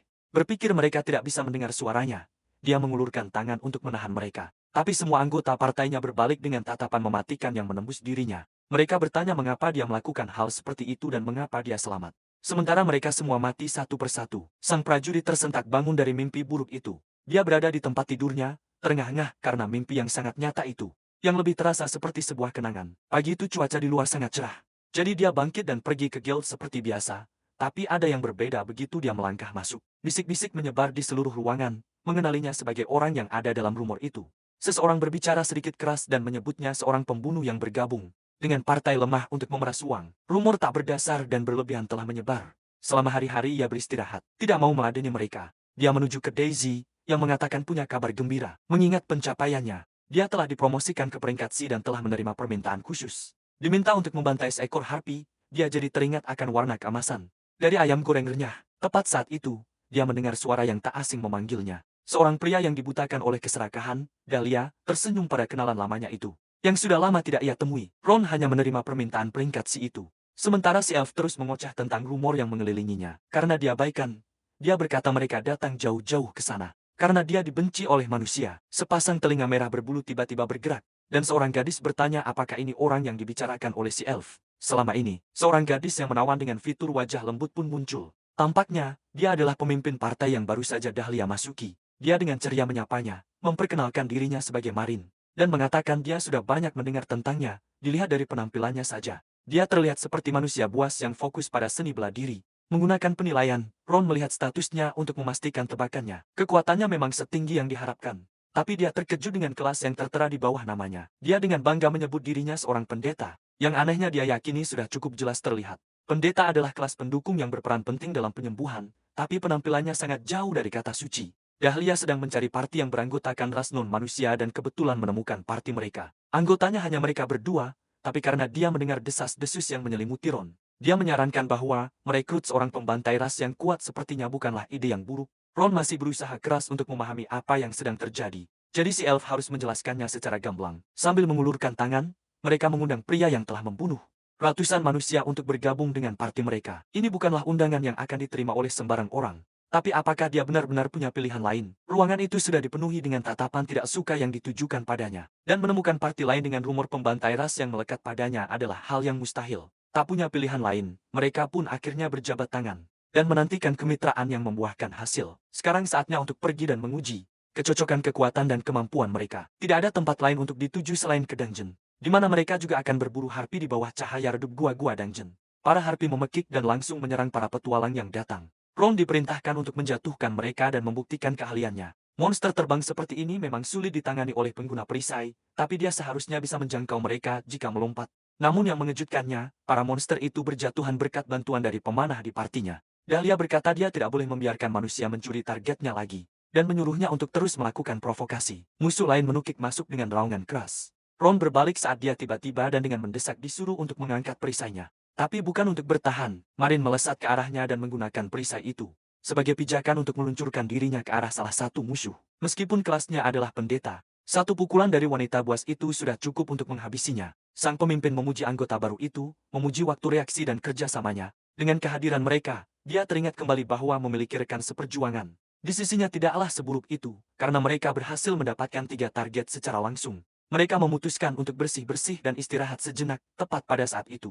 Ron melihat sesuatu bergerak di dekat para harpi yang mati. Sesosok makhluk kecil berjalan terhuyung-huyung di sana. Sambil memegang bulu monster itu, Dahlia mengejeknya karena begitu kampungan, dan menjelaskan bahwa itu disebut boneka hidup, yang pada dasarnya adalah golem peliharaan bertenaga mana. Dan yang ada di hadapannya adalah Forko. Sang pemilik terlihat sangat bangga dan sayang pada peliharaannya itu, yang sedang membersihkan bulu-bulu itu karena mereka beroperasi menggunakan mana. Mereka tidak perlu diberi makan dan bahkan bisa dilatih untuk membantu pekerjaan. Mereka bukanlah bayi, tetapi menjadi sangat jelas bahwa Dahlia ternyata sangat menyukai hal-hal imut, dan ia teringat sesuatu saat menatap Ron. Dia langsung memeluk Forko dan berpaling, mengingatkan si manusia bahwa dia adalah golem yang tidak bisa dimakan. Marin pun mengakhiri percakapan yang tidak masuk akal itu, dan mengajak kembali berburu. Mereka berhasil mencapai setengah dari kuota mereka. Jauh lebih cepat dari biasanya, mengingat kemampuan si anak baru itu. Sang pemimpin bertanya-tanya mengapa Dahlia butuh waktu begitu lama sebelum memperkenalkannya. Saat dia mulai berbicara tentang keadaan tertentu, aroma panggangan yang luar biasa lezat tercium oleh hidung sensitif si wanita buas. Sang elf sudah punya firasat tentang apa yang sedang terjadi. Tetapi Marin langsung marah, karena mengira manusia itu memanggang daging untuk dirinya sendiri. Daging harpi telah disiapkan untuk dimasak, dan wajan besar pun sudah dipanaskan. Semuanya telah dibumbui dengan sempurna sesuai seleranya, dan yang tersisa hanyalah memasaknya. Minyak mendesis saat dia meletakkan potongan daging di atas wajan, sambil berhati-hati agar tidak gosong. Tak lama kemudian, bau harpi panggang wajan pun disajikan di piring untuk disantap. Tampilannya persis seperti daging ayam, tetapi yang terpenting pada akhirnya adalah rasanya. Satu gigitan saja sudah cukup bagi Ron untuk mengetahui segalanya, teksturnya juga sangat empuk, tetapi jauh lebih lezat dan kaya rasa, tidak ada bau amis sama sekali. Hanya rasa manis dan lemak yang lumer di mulutnya sambil dia merencanakan untuk memasaknya lagi di lain waktu. Rekan-rekannya yang terkejut memerintahkannya untuk segera berhenti, sambil duduk di samping bangkai harpi itu. Dia meminta maaf dan bertanya apakah mereka mau mencicipi. Marin langsung pingsan saat menyaksikan hal paling mengerikan yang pernah dilihatnya seumur hidup. Ron berargumen bahwa wajah harpi lebih mirip ikan daripada wajah manusia, tetapi bukan itu intinya. Dahlia mulai kehilangan fokus karena mengalami hal ini untuk kedua kalinya. Tapi aroma lezat itu kembali menusuk hidung si Beastman dan dia tidak bisa menahannya. Bahkan walau hanya sedetik, untuk mempertimbangkannya, dia menggelengkan kepalanya. Mengingatkan dirinya sendiri bahwa itu adalah monster. Pikiran untuk memakannya saja sudah merupakan penistaan. Tapi Ron memperhatikan ekspresinya dan menawari mereka untuk mencicipi, sementara Dahlia menentangnya habis-habisan. Marin hanya menatap, hampir ngiler, saat si manusia menjamin rasanya. Godaan itu membuatnya berteriak kesakitan, dan dia bertanya-tanya mengapa daging monster baunya begitu enak. Mengingat daging harpi yang direbus perlahan, Ron membuka panci itu, yang dibiarkan sedikit lebih lama dari yang dia inginkan. Hasil akhirnya adalah kaki harpi yang empuk. Dia tidak keberatan dengan pertanyaan gadis itu, sambil bilang kalau dia selalu ingin mencoba kaki tanpa bumbu. Dengan ini, dia menggigit bagian tubuh yang besar itu, karena dia memasaknya perlahan. Dagingnya lembut dan manis seperti puding, dan bahkan tetap menyatu karena kolagennya. Ini akan lebih enak dengan saus pedas, jadi dia memutuskan untuk mencobanya di rumah. Dengan kaki yang tersisa, Dahlia, yang sudah jengkel, dan baru sekarang menoleh untuk melihatnya lagi, berteriak kaget saat melihat bagian baru di tangannya. Begitu dia mengatakan bahwa kaki harpi mengandung racun, Ron langsung jatuh ke lantai. Marin disuruh menggunakan sihir pemulihan status padanya, tapi dia tidak tahu caranya. Itu adalah sihir dasar untuk pendeta, yang tidak pernah repot-repot dia pelajari karena dianggap merepotkan. Saat Dahlia membuat keributan, para harpi lain merespons dan terbang ke arah mereka. Bukannya menggunakan sihir pendukung, sang pendeta dengan bangga menggunakan mantra api baru yang dia pelajari. Semburan magma dahsyat melesat dari telapak tangannya, meleset dari musuh tapi malah membakar Forku. Pemilik golem itu gemetar ngeri, padahal belum genap seminggu memiliki golem itu. Meskipun tim dalam kekacauan, untungnya api itu berhasil mengusir musuh. Dahlia mencengkeram kerah pemimpinnya dengan marah. Tapi dia hanya meminta maaf karena malu. Kemarahannya cukup untuk bertahan ribuan tahun, dan meskipun dia menawarkan untuk membelikannya pengganti, itu tidak akan cukup, terutama karena Forkum adalah golem edisi terbatas yang sudah tidak dijual lagi. Setelah beberapa lama, mereka kembali ke guild, di mana Daisy mengkonfirmasi keberhasilan misi mereka. Dia menyuruh mereka untuk membuang sendiri dagingnya, yang berasal dari mayat-mayat harpi. Mereka menghela nafas kelelahan, karena sepanjang hari itu sangat melelahkan secara mental. Ron hendak pergi. Ketika mereka melihatnya mengambil kantong berisi kaki harpi, dia membawanya kembali untuk dimakan. Karena sayang sekali jika tidak dimakan setelah susah payah memotong dagingnya, apalagi cara dia membawanya sangat merepotkan. Dia disuruh untuk setidaknya memasukkan barang itu ke dalam penyimpanannya. Baru sekarang dia teringat kalau dia punya benda semacam itu. Dia pun membuka skillnya, yang benar-benar sudah dia lupakan dan melihat beberapa item serta beberapa slot kosong di dalamnya. Alasan orang-orang menatapnya dengan aneh selama ini adalah karena dia selalu membawa barang bawaan yang sangat besar. Sambil bertanya-tanya sudah berapa lama dia melupakan hal mendasar seperti itu, dia mengutuk kondisi mentalnya sendiri. Pikirannya terganggu oleh suara Marin. Bagian terakhir dari misi mereka memang berat, tapi skill dan kerja sama tim mereka sangat luar biasa. Jika dia bersedia, maka dia bisa secara resmi bergabung dengan parti mereka dan menyelesaikan misi dengan jauh lebih mudah. Penerimaan Ron akan secara resmi menempatkannya di dalam parti yang membenci manusia itu. Karena mereka berdua punya skill yang hebat, menjadikan mereka sebagai sekutu tentu saja jauh lebih baik daripada sendirian. Dia pun menerima undangan tersebut, yang membuat Marin tersenyum senang dan terkejut, lalu berlari sendirian untuk mendaftarkan parti mereka secara resmi. Dia meninggalkan kedua pria itu sendirian. Sudah banyak hal yang terjadi di antara mereka, tapi karena mereka adalah rekan mulai saat itu, Dahlia berkata kepada Ron bahwa dia akan mengandalkannya selama sisa umurnya yang singkat ini. Kata-kata itu mengingatkannya pada pemimpin parti lamanya yang juga mengatakan hal yang sama. Meskipun kenangan itu terasa pahit sekaligus manis, dia membalas ucapan itu setelah hening sejenak. Tak lama kemudian, Marin kembali sambil melambaikan dokumen pendaftaran parti mereka. Sambil menyodorkannya ke wajah mereka, dia dengan bangga memberitahu nama yang telah dia berikan, yaitu Parti Kacau Balau. Sebuah nama yang luar biasa jelek. Keluhan pun berdatangan, terutama dari si Elf, tapi sang pemimpin langsung menyalahgunakan kekuasaannya. Dia bilang kalau dia mendengar Ron menyebutkannya tadi di sarang harpi. Ron menyebut situasinya kacau balau, dan Marin sangat menyukai kata itu. Meskipun dia tidak tahu persis apa artinya, Dahlia bersikeras pada prinsip penamaan bersama. Tapi Marin membalasnya dengan argumen untuk mengikuti keputusan pemimpin. Dia tidak percaya semua pencapaian mereka sekarang akan terdaftar di bawah nama yang konyol seperti itu. Di sisi lain, Ron tidak terlalu mempermasalahkannya dan hanya ingin segera makan daging harpi di kamarnya. Marin memergokinya dan bertanya mau kemana, mengingat dia adalah anggota baru. Mereka harus mengadakan pesta penyambutan yang juga sekaligus menjadi perayaan atas keberhasilan misi. Dia mencoba menolak, tapi sang pemimpin tidak mengizinkannya dan menyuruh kedua pria itu untuk ikut bergabung.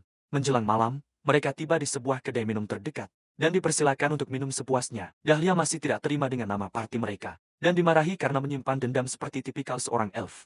Sementara itu, Ron sedang menatap makanan yang terlihat sangat lezat, yang sudah pasti rasanya akan di bawah standar. Meski begitu, penampilannya saja sudah membuatnya ngiler, dan mempertimbangkan untuk mencicipinya satu suap saja. Dia pun melakukannya, tapi langsung merasa mual karena rasanya yang aneh dan panas seperti kertas koran. Mengesampingkan perdebatan mereka, Marin berkata kalau dia ingin menanyakan sesuatu kepada anggota baru mereka. Mereka harus membicarakan tujuan mereka, yaitu menjadi parti peringkat A secepat mungkin. Alasan untuk hal ini akan tetap menjadi rahasia, karena mereka masing-masing punya keadaan sendiri. Semua petualang memulai dari peringkat D dan bisa naik lebih tinggi melalui berbagai ujian promosi. Akan tetapi, peringkat tertinggi yang bisa dicapai seorang petualang melalui ujian ini terbatas hanya sampai peringkat B. Untuk mencapai peringkat A, seseorang harus diakui atas pencapaiannya dan dianggap memenuhi syarat untuk mengikuti ujian misterius. Ini adalah sebuah pencapaian yang hanya bisa diraih oleh para elit, yang diakui oleh guild. Sedangkan untuk Marin, adik-adik laki-lakinya adalah budak, jadi dia membutuhkan uang dalam jumlah besar untuk membebaskan mereka. Tuan lamanya setuju untuk membebaskannya selama 3 tahun, agar dia bisa mendapatkan cukup uang untuk membeli kebebasan mereka. Keluarga mereka diperbudak setelah revolusi. Jadi inilah satu-satunya cara untuk menyelamatkan mereka. Ron sama sekali tidak tahu revolusi apa yang sedang dibicarakannya. Yang membuat kedua orang itu terkejut. Menurut standar manusia, itu adalah sesuatu yang terjadi belum lama ini dan merupakan sejarah umum. Manusia telah menculik dan memperdagangkan ras lain selama berabad-abad. Mereka menangkap para elf karena kecantikan mereka. Mereka memaksa para dwarf untuk bekerja karena keahlian teknis mereka, dan memperbudak para beastmen, yang mereka anggap sebagai binatang rendahan. Keluarga mereka termasuk di antara kaum yang dikurung oleh manusia, tanpa ada jalan keluar dan dieksploitasi demi hasrat mereka sendiri. Di dalam penjara yang tak bisa mereka tinggalkan. Mereka hancur baik jiwa maupun raga. Mereka yang mencoba melarikan diri dan tertangkap semuanya menemui akhir yang mengerikan. Hal ini terus berlanjut selama berabad-abad, sehingga ras-ras yang tadinya hidup terpisah akhirnya bersatu untuk melawan tirani tersebut. Itulah awal mula dari sebuah revolusi, yang oleh manusia disebut sebagai perang ras. Beberapa tuntutan pun diajukan kepada manusia. Salah satunya adalah penghapusan perbudakan. Jika mereka tidak menerima persyaratan itu, maka perang habis-habisan akan dilancarkan untuk melawan mereka. Awalnya, umat manusia mengambil sikap yang keras, tetapi tidak seperti non-manusia, mereka punya terlalu banyak hal untuk dipertaruhkan. Pada akhirnya mereka menandatangani sebuah perjanjian, yang membuat perdagangan ras lain menjadi ilegal, dengan ketentuan untuk mencegah mereka mencampuri kehidupan satu sama lain. Setelah itu, saudara-saudara mereka yang tersembunyi mulai bermunculan, dan sekarang sudah menjadi hal yang wajar melihat mereka berjalan-jalan di tempat umum.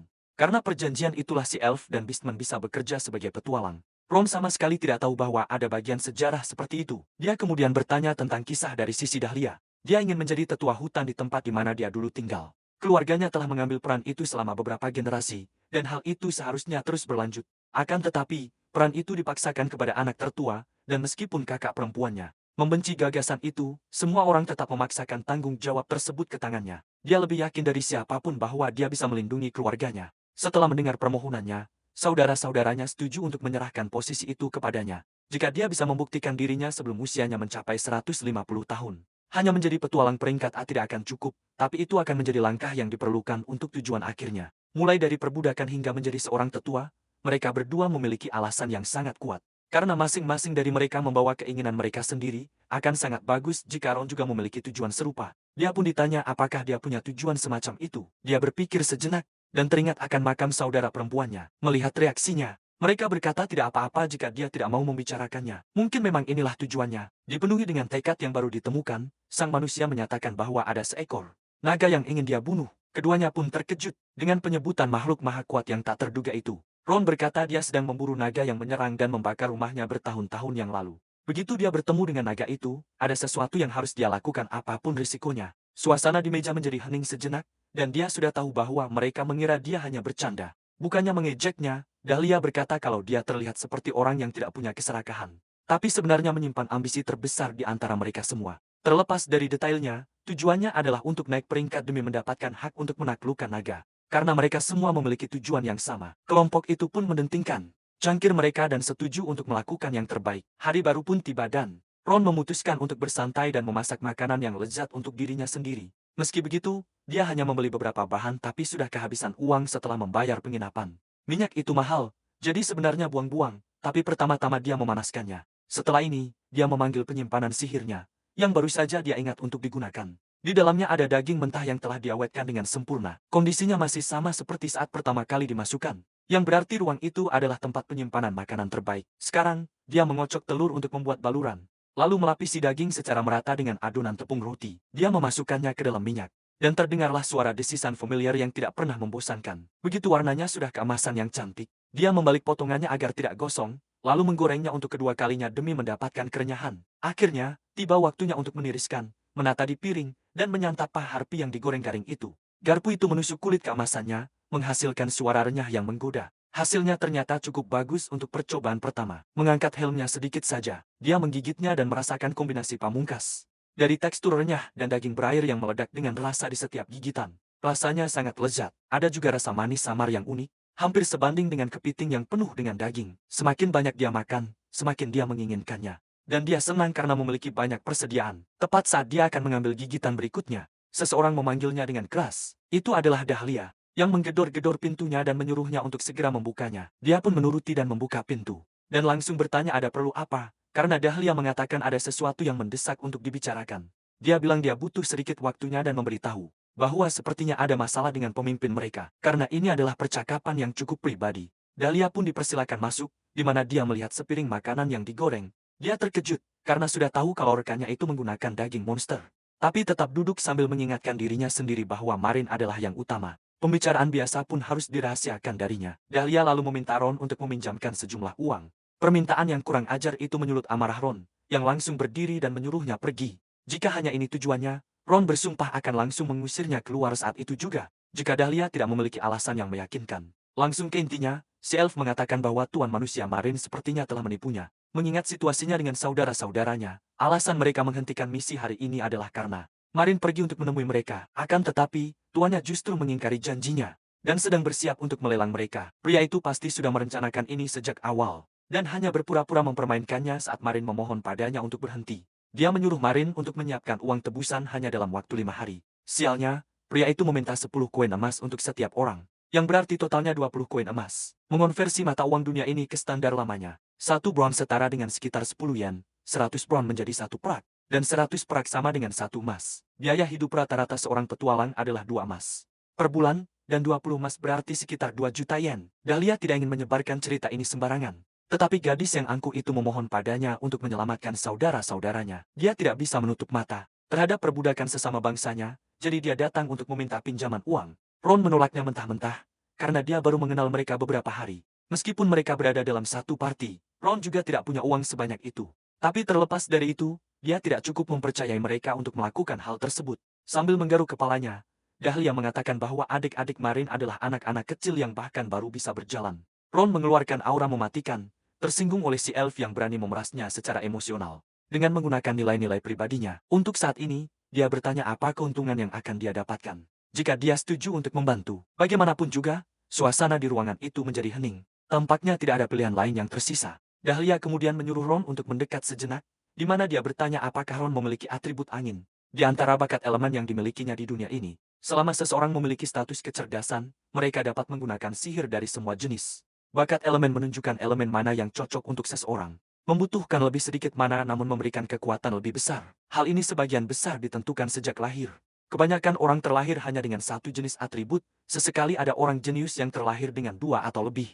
Dan pada akhirnya mengukir nama mereka dalam sejarah. Jika dia membantu mereka berdua dalam masalah ini, Dahlia berjanji akan memberinya berkah roh, yang akan memberikannya bakat untuk elemen angin. Bukannya tawaran itu tidak cukup, tapi Ron tahu bahwa memberikan sebuah atribut bukanlah hal yang bisa dilakukan sembarang orang. Merasa jengkel, sang elf pun bersumpah atas nama hutannya, untuk membuktikan kesungguhannya. Setelah mendengar itu, manusia itu menerima persyaratannya dan bangkit untuk segera berangkat. Sambil berjalan bersama, Dahlia bertanya bagaimana rencana Ron untuk mendapatkan 20 koin emas, sebuah jumlah yang ia tahu sangatlah besar. Manusia itu berkata kalau dia hanya perlu berburu monster secara ilegal, dan menjual monster tingkat tinggi di pasar gelap. Dia pun diingatkan bahwa guild secara ketat melarang anggotanya memasuki dungeon di atas peringkat mereka tanpa izin. Tapi ini adalah satu-satunya cara untuk menghasilkan uang sebanyak itu dalam waktu yang begitu singkat. Guild menetapkan peringkat untuk setiap quest, sama seperti yang mereka lakukan pada para petualang. dan memiliki aturan yang mengikat. Siapapun yang ketahuan memasuki dungeon di atas level mereka akan didenda dan dilarang mengambil pekerjaan apapun. Mengesampingkan masalah legalitas, jarak menuju dungeon tingkat tinggi itu terlalu jauh dan akan memakan banyak waktu. Perjalanan ke sana saja bisa memakan waktu 3 hingga 4 hari. Ron pun bertanya pada Dahlia bagaimana dia berencana mengumpulkan uang. Meminta bantuan keluarga akan memakan waktu terlalu lama. Jadi dia berencana menggunakan sedikit tabungannya. Sayangnya, Ron tidak punya hal semacam itu. Jadi mungkin dia punya sesuatu yang berharga untuk dijual. Benda paling berharga yang dimilikinya saat ini adalah sepasang anting yang ada di dalam penyimpanannya. Untuk saat ini, mereka berdua setuju untuk mengumpulkan apapun yang mereka bisa. Saat matahari terbenam, seorang sosok mencurigakan berkerudung memasuki sebuah bangunan. Penjaga toko melihatnya dan bertanya apa maunya. Setelah diberitahu kalau dia ingin menjual sesuatu, sang penjaga toko pun memintanya untuk menunjukkannya. Sepasang anting yang tidak asing pun diletakkan di atas meja. Biasanya, barang semacam ini seharusnya dijual di toko perhiasan. Namun setelah melihat lebih dekat, mata penjaga toko itu terbelalak kaget, menyadari bahwa dia sedang memegang fragmen Pleistocene yang seharusnya sudah tidak ada lagi di dunia ini. Ketika ditanya dari mana dia mendapatkannya, Ron menjawab bahwa seorang teman lama menitipkannya. Sementara itu, di sebuah mansion yang tampak mewah, sepasang tangan yang tidak asing terlihat gemetar di lantai saat melihat Marin berlutut di hadapannya. Clyde bilang Marin akhirnya harus sadar akan kenyataannya. Dia pasti sangat menikmati jalan-jalan singkatnya, yang berasal dari kesengannya memberinya waktu 3 tahun untuk mencari uang. Manusia buas itu tidak ingin apa-apa selain mencabik-cabik Clyde dan para anteknya. Tepat pada saat itu, dia mendengar suara Dahlia memanggilnya dari luar. Dia berbalik untuk melihatnya, tapi terkejut melihat Ron ada di sisinya. Saat ditanya kenapa dia ada di sana, sang elf mengatakan kalau dia membantu membawa uangnya. Mereka bisa membicarakannya nanti. Tapi sekarang mereka harus segera membeli kebebasan adik-adiknya, memperkenalkan diri sebagai anggota kelompoknya. Mereka menyatakan kalau mereka telah membawa uang tebusan yang diminta Clyde. Marin benci karena menerima bantuan dari seorang manusia dan khawatir hal itu akan digunakan untuk melawannya nanti. Si pedagang budak itu meragukan kalau mereka bisa membawa uang sebanyak itu, dan bersiap-siap untuk memeriksa uang palsu. Namun, dia terkejut saat menemukan koin emas asli di dalam karung yang mereka bawa. Sekali lihat saja sudah cukup. Jadi Marin menyuruhnya untuk cepat-cepat membebaskan adik-adiknya. Tapi kemudian, Clyde mulai mempermainkan persyaratannya dengan berdalih kalau Marin harus membawa uangnya sendiri. Itu konyol, dan Dahlia tahu itu.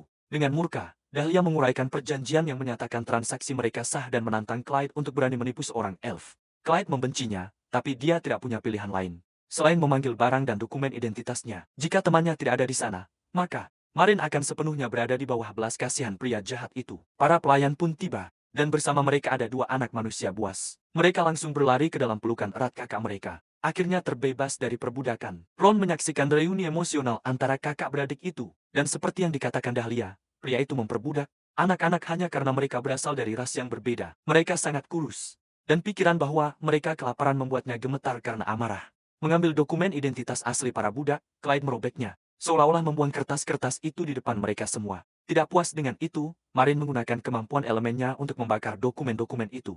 Dengan tangannya sendiri, secara resmi membebaskan adik-adiknya untuk selamanya. Si pedagang budak itu mencibir dan mengingatkannya kalau dia masih budaknya, meskipun yang lain sudah bebas. Tepat pada saat itu, Ron memanggil penyimpanannya lagi. Karena urusannya belum selesai, dia mengeluarkan kantong lain dan berkata kalau dia akan membeli Marin. Statusnya juga, seluruh ruangan pun terkejut dengan tindakannya itu. Dia bersikeras bahwa dia bisa mengurus dirinya sendiri dan menyelamatkan keluarganya saja sudah lebih dari cukup. Tapi pria itu hanya mengabaikannya dan langsung menanyakan harganya. Clyde pun tertawa melihat usaha yang cukup mencolok itu. Dia dengan tegas menolak kesepakatan itu, karena dia sudah memasukkan wanita itu ke dalam daftar lelang hari ini. Karena pemimpin mereka sudah masuk dalam daftar, Clyde menyarankan agar mereka berpartisipasi dan membelinya sendiri. Marin menuntut penjelasan, karena dia tidak pernah mendengar bahwa dirinya akan dimasukkan ke dalam pelelangan. Mengetahui bahwa ini dilakukan hanya untuk memprovokasi mereka, Dahlia pun menjadi sangat murka. Sang pedagang manusia itu hanya menertawakan mereka, mengatakan dia punya hak penuh untuk melakukan apapun yang dia inginkan padanya. Sementara sang elf hampir kehilangan kendali, Ron bukanlah orang yang akan termakan oleh trik kekanak-kanakan seperti itu. Itu mungkin hanyalah kebohongan yang dibuat-buat oleh Clyde. Dan kemungkinan besar dia sama sekali tidak berniat untuk menjualnya. Mengikuti alur permainannya, Ron menerima permintaan itu dan setuju untuk membelinya. Kemudian, dia meminta Marin untuk mempercayai dirinya dan rencananya. Tapi Marin hanya bertanya-tanya dalam hati mengapa pria itu mau berbuat sejauh ini, dan hanya bisa terdiam. Dia teringat pada sosok kakak perempuan yang pernah berkata bahwa setiap anak membutuhkan orang dewasa untuk membimbing dan melindungi mereka. Tentu saja, hal itu juga berlaku untuk dirinya sendiri. Kakaknya itu mengusap kepalanya dengan penuh kasih sayang, mengambil peran tersebut untuknya. Setiap anak pantas mendapatkan seorang pelindung, dan hal itu menjadi alasan bagi orang dewasa untuk hidup. Saat ini, dialah satu-satunya orang yang bisa menjaga anak-anak ras buas itu tetap aman. Membebaskan mereka bukanlah akhir dari segalanya, dan dia tidak mau meninggalkan mereka tanpa sosok kakak yang mereka andalkan. Merasa yakin, Marin akhirnya berkata akan mencobanya dan mempercayai pria itu. Tapi dia bersumpah tidak akan pernah memaafkannya jika pria itu hanya besar omong dan kalah pada akhirnya. Meskipun Dahlia juga tidak menyukainya, dia tahu satu-satunya yang bisa mereka lakukan sekarang adalah mengikuti aturan mainnya. Setelah urusan itu selesai untuk sementara, kedua pria itu pun pergi. Sambil berjanji akan segera bertemu lagi, Clyde menertawakan teman-teman budaknya yang terlihat bisa diandalkan itu, dan mempertanyakan apakah Marin percaya bahwa mereka benar-benar bisa menyelamatkannya. Dia tidak berencana untuk sekadar melelang dan menjualnya begitu saja. Gadis itu boleh saja meronta sepuasnya, tapi tidak mungkin dia akan membiarkannya kabur, dan dia yakin pada akhirnya Marin akan kembali merangkak padanya. Sambil berbalik, dia menyuruh anak buahnya untuk memanggil tim pendukung pedagang, dan menyuruh mereka bersiap. Rumah lelang itu pun bersinar terang saat malam tiba, dan di sana mereka menjual berbagai macam orang, termasuk para kriminal dari ras manusia. Lelang berlangsung cukup sengit, dan kedua anggota parti itu hanya duduk di sana, menunggu kedatangan pemimpin mereka sambil berbincang-bincang tentang seberapa mahal harga seorang beastman. Seorang pria misterius kemudian duduk di belakang mereka, ikut menyimak pembicaraan. Akhirnya tiba waktunya untuk ras yang berbeda. Mereka langsung bersemangat saat Marin ditampilkan di hadapan penonton. Kalian dan pengalamannya dijelaskan secara rinci, tapi matanya hanya memancarkan amarah. Clyde jelas-jelas telah melakukan trik licik, dan Marin harus menemukan cara untuk memberitahu rekan-rekannya. Selagi perkenalannya masih berlangsung, tuannya memperhatikan dari atas dengan seringai lebar di wajahnya. Dia yakin para petualang peringkat C itu sudah menghabiskan semua uang mereka untuk membeli saudara-saudaranya. Benar-benar konyol jika mereka berpikir bahwa mereka bisa membeli hartanya yang paling berharga. Tidak mungkin dia akan membiarkan mereka berhasil. Pembawa acara memulai penawaran di harga 6 koin emas dan 30 koin perak. Pria di belakang para petualang itu langsung mengangkat papanya dan diminta untuk menyebutkan tawarannya. Dia pun berdiri, siap menyapu bersih semua pesaing. Dahlia sangat terkejut saat pria itu menawar 20 koin emas. Tepat di awal penawaran, jumlah itu sudah cukup untuk membuat jantung Marin seakan berhenti berdetak, dan dia yakin kalau teman-temannya tidak mungkin punya uang sebanyak itu. Sang elf mulai kehilangan ketenangannya, mengharapkan harga yang hanya sedikit di atas rata-rata 9 koin emas. Tepat saat itu, anggota parti yang lain berdiri dan bertanya berapa batas penawaran yang diizinkan. Sementara manusia dibatasi hingga 30 koin emas. Ras lain memiliki batas yang lebih tinggi yaitu 50 koin emas. Kalau begitu, Ron dengan lantang menawar 50 koin emas untuk memastikan kemenangan pemimpinnya. Dahlia benar-benar tidak percaya. Tidak menyangka Ron membawa uang sebanyak itu, ternyata dia sudah sangat siap untuk situasi ini. Karena sejak awal tidak pernah mempercayai Tuan Marin. Bahkan pembawa acara pun sampai meragukan pendengarannya sendiri, dan memintanya untuk mengulangi tawarannya, hanya dengan melihat penampilan mereka yang kumal. Dia yakin mereka tidak mungkin sanggup membayarnya, dan seluruh isi ruangan pun setuju dengannya. Mencoba untuk menjebaknya, pembawa acara mengatakan bahwa rumah lelang ini memiliki kebijakan pembayaran di tempat. Mendengar itu, Ron berbalik ke samping, meninggalkan kursinya dan berjalan ke arah panggung, mengabaikan ketidaksetujuan pembawa acara. Dia berdiri di hadapan Marin, bersinar dengan sebuah cahaya, seolah membawa keselamatan ke dalam hidupnya. Tepat pada saat itu, hujan koin emas pun turun dari atas saat dia membuka penyimpanan sihirnya. Setelah beberapa saat, dia bertanya apakah bukti yang dia tunjukkan sudah cukup. Clyde ingin protes, tidak mengerti bagaimana seorang petualang peringkat C belaka bisa memiliki uang sebanyak itu, namun ia tidak punya pilihan lain selain menerimanya. Sang pembawa acara mengesahkan kesepakatan itu, dan kata-kata manis tentang kebebasan seketika menghancurkan belenggu yang mengikat hati Marin. Sesampainya di penginapan, adik-adiknya berlari menyambutnya dengan senyum lebar di wajah mereka. Dia memeluk keduanya dengan erat, mengatakan bahwa semuanya telah berakhir, dan mereka semua akhirnya bebas. Saat ditanya mengapa ia merahasiakan kekayaannya,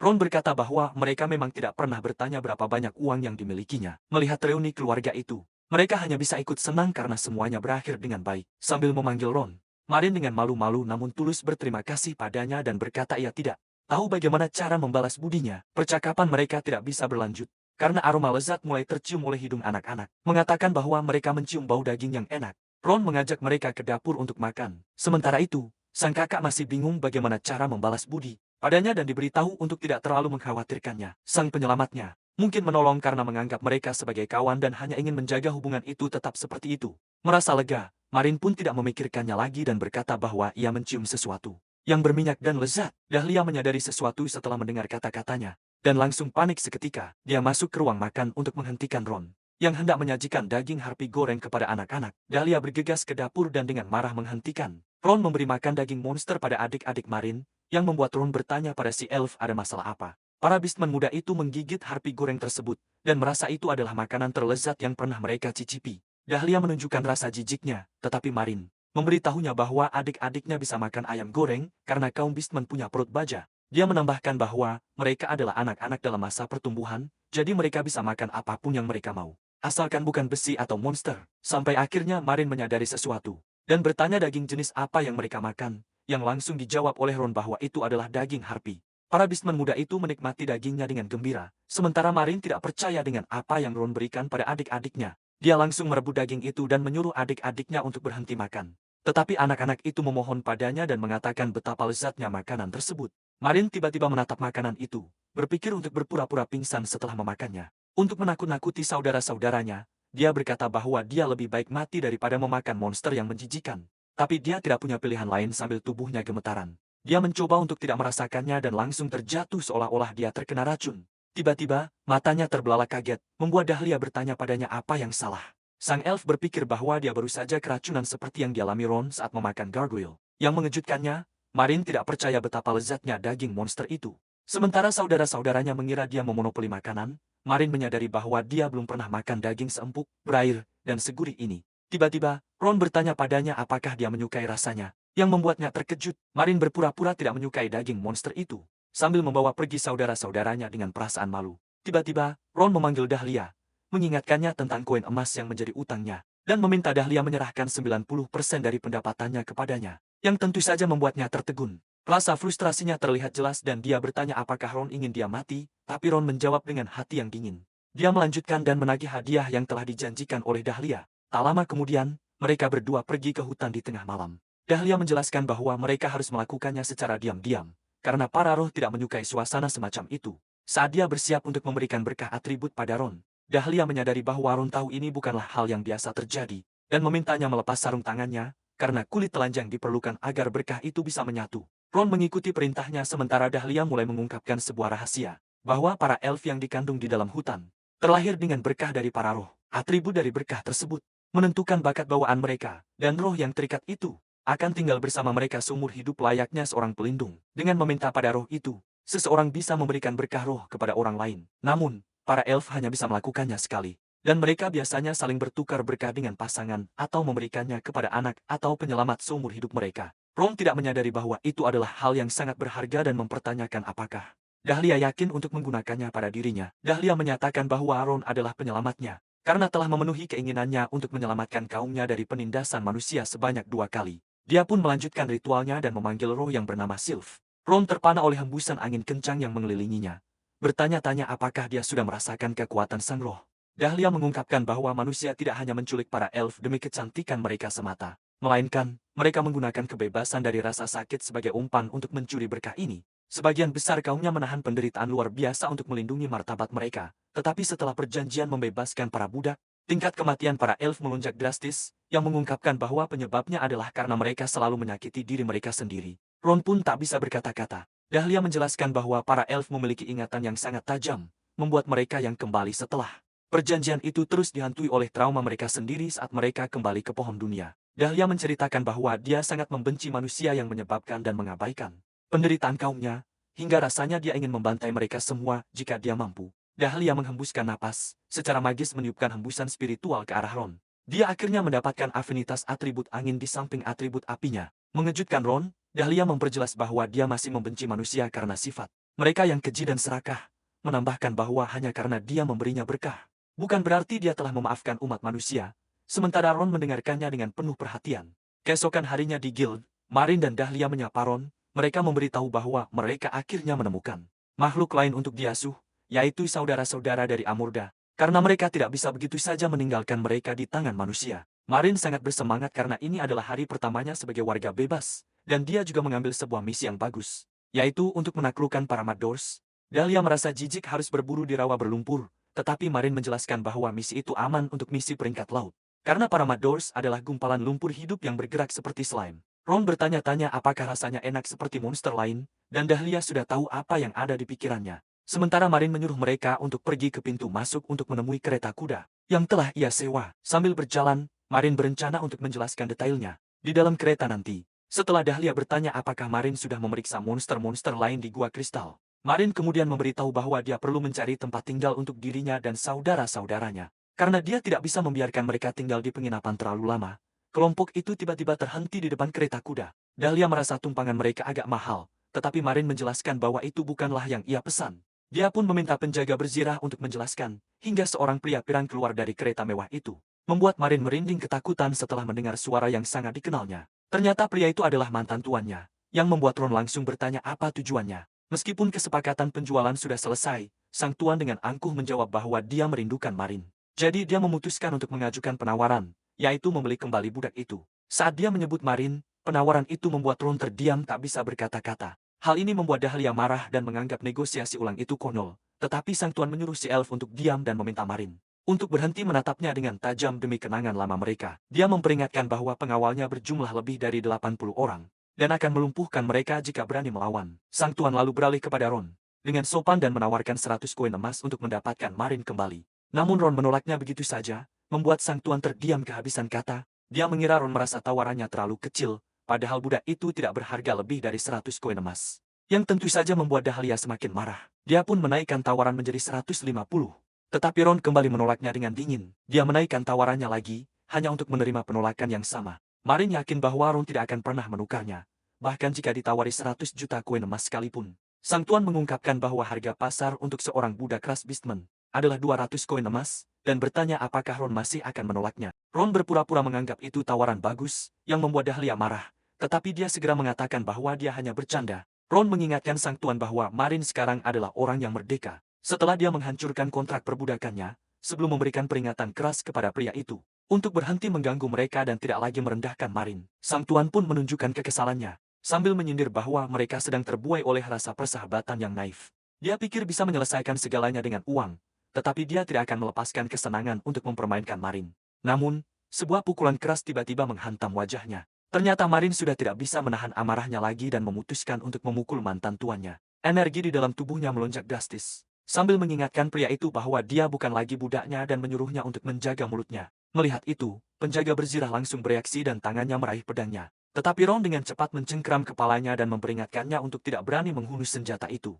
Tanpa basa-basi, dia langsung membanting wajah lawannya ke tanah. Saat tentara bayaran lainnya maju dengan tombak, Ron dengan santai malah memungut sebuah batu, lalu melemparkannya dengan kekuatan yang dahsyat. Musuhnya bahkan tak punya waktu untuk bereaksi. Melihat para pengawalnya tumbang begitu saja, sang majikan hanya bisa melampiaskan kekesalannya.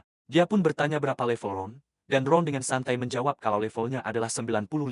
Jawaban itu sontak membuat Marian dan Dahlia terperangah. Tiba-tiba, Marian langsung menjambak kepala mantan majikannya itu untuk memberinya pelajaran yang setimpal. Dahlia menyuruh Marian untuk segera menyudahinya agar mereka bisa pergi, sementara rekannya itu menjawab kalau dia baru saja selesai menghabisi mantan majikannya. Dia memperingatkan pria itu untuk tidak pernah lagi menampakkan batang hidungnya. Namun sang majikan rupanya sudah merencanakan balas dendam dengan memberitahu kelompok pedagang lain tentang keberadaan kelompok mereka. Melihat itu, Ron pun menghampiri sang majikan dan berkata bahwa rumor tentang dirinya yang suka menghilangkan orang membuatnya susah mencari parti.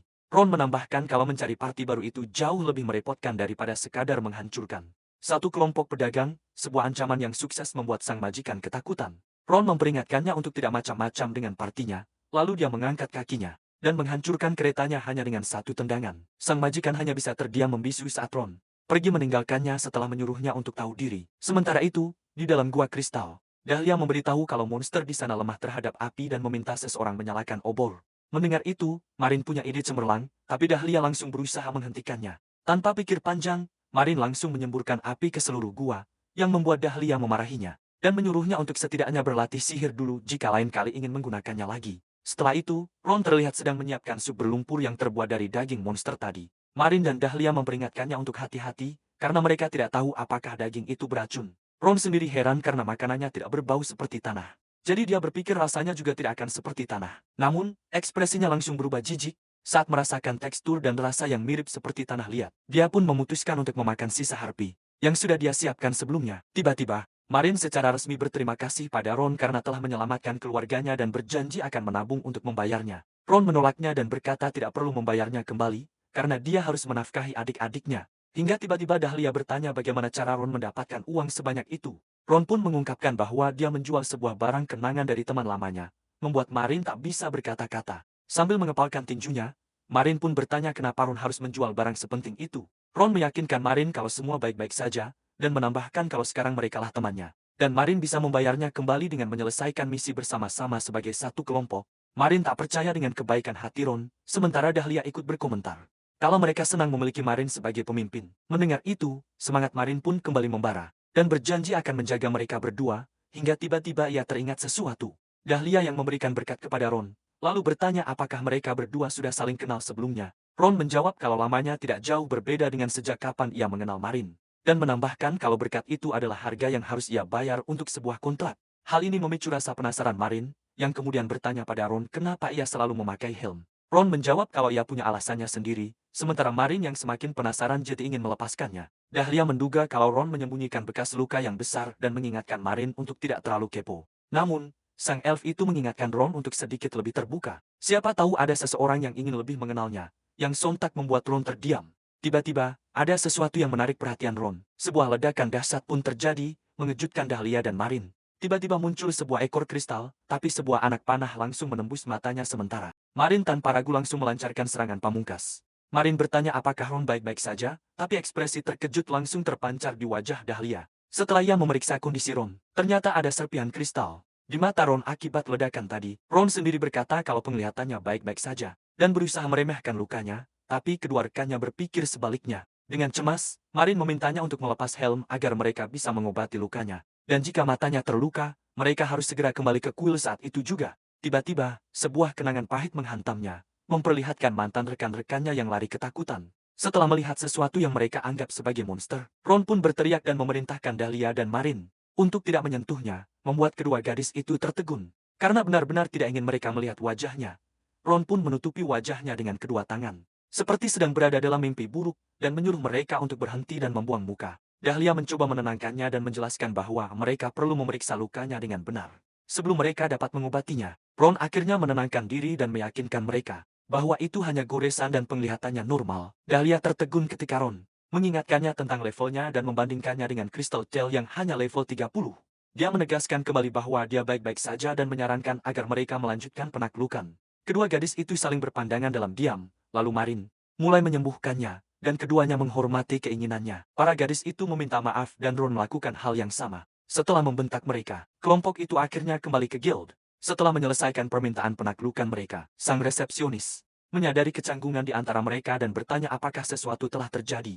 Saat Marin mencoba bersikap normal, tiba-tiba dia memeriksa keadaan Ron lagi dan bertanya apakah dia benar-benar tidak akan pergi ke kuil. Dahlia menyarankan agar mereka beristirahat sambil terus mengawasi kondisi Ron. Tiba-tiba, seorang petualang bergegas masuk dan berteriak keadaan darurat sampai seseorang mendekat dan bertanya ada apa. Dia melaporkan bahwa sebuah dungeon tipe terbuka yang baru telah dikonfirmasi di perbatasan Adorama, dan mengungkapkan bahwa itu disebut Taman Bunga Kering. Hal ini menarik perhatian Ron, sementara Marin menyarankan agar mereka kembali ke penginapan terlebih dahulu, karena guild yang akan menanganinya. Namun, Ron bersikeras agar mereka bergabung dalam penaklukan. Yang mengejutkan Dahlia dan Marin, dia mengonfirmasi dan memberitahu bahwa ada sesuatu yang sedang dia pikirkan. Sementara itu, di hutan lebat Adarama, Anchorman, sang pahlawan pertama, mengumpulkan parti yang dipanggil oleh guild untuk pengarahan. Para petualang membicarakan bagaimana orang pertama yang menemukan dungeon itu dihajar habis-habisan oleh sang bos. Sementara itu, Ron menyadari bahwa para dryad adalah monster tipe tumbuhan, berpikir apakah mereka bisa dijadikan salad atau acar yang enak. Dahlia dan Marin meminta Ron untuk lebih bijaksana tentang kebiasaan makannya. Di sekitar parti lain, atau reputasi mereka akan hancur. Ron dengan semangat memberitahu Dahlia bahwa dia akhirnya bisa membuatkan hidangan untuknya, karena para elf adalah vegetarian, tetapi Dahlia langsung menolak tawarannya. Para petualang mengetahui bahwa ada total 2 bos di sana, telah dikonfirmasi di dalam dungeon, membuat keadaan ini sulit bagi mereka dengan jumlah anggota yang sekarang. Namun, Anchorman, sang pahlawan pertama, memberitahu mereka untuk tidak khawatir karena dia ada bersama mereka. Penaklukan ini akan menjadi operasi yang aman. Dahlia memperhatikan bahwa Ron ternyata tidak akrab dengan istilah pahlawan dan tak percaya kalau dirinya lebih tahu daripada Ron yang besar di hutan. Dia menjelaskan bahwa pahlawan adalah sebutan umum untuk mereka yang menyandang gelar tersebut, dan orang-orang memperlakukan mereka dengan rasa hormat tertinggi. Namun, ada juga sebagian yang ketakutan dengan kemunculan seorang pahlawan, karena hal itu menandakan pertanda akan kebangkitan raja dari segala monster, sang Raja Iblis. Ketika saatnya tiba, para pahlawan yang berdiri menentang Raja Iblis akan menjadi sangat berguna. Itulah sebabnya para pahlawan selalu diberi perlakuan istimewa oleh berbagai negara dan juga guild. Dengan bantuan appraisal, terungkap bahwa Anchorman adalah seorang kelas warrior level 75, dengan statistik yang berada di kelas atas. Terlihat juga bahwa dia memiliki begitu banyak gelar penakluk karena menjadi yang pertama kali menyelesaikan dungeon. Ron bercerita kalau dia pernah melihat seorang pahlawan dahulu kala, Sementara Dahlia merasa hal itu tidaklah aneh. Karena dari 5 pahlawan yang ditemukan sejauh ini, yang kedua telah tewas terbunuh. Dan pahlawan keempat dihabisi oleh monster, jadi hanya tersisa 3 orang saja. Perhatian Ron tiba-tiba teralihkan saat melihat segerombolan monster datang menyerbu.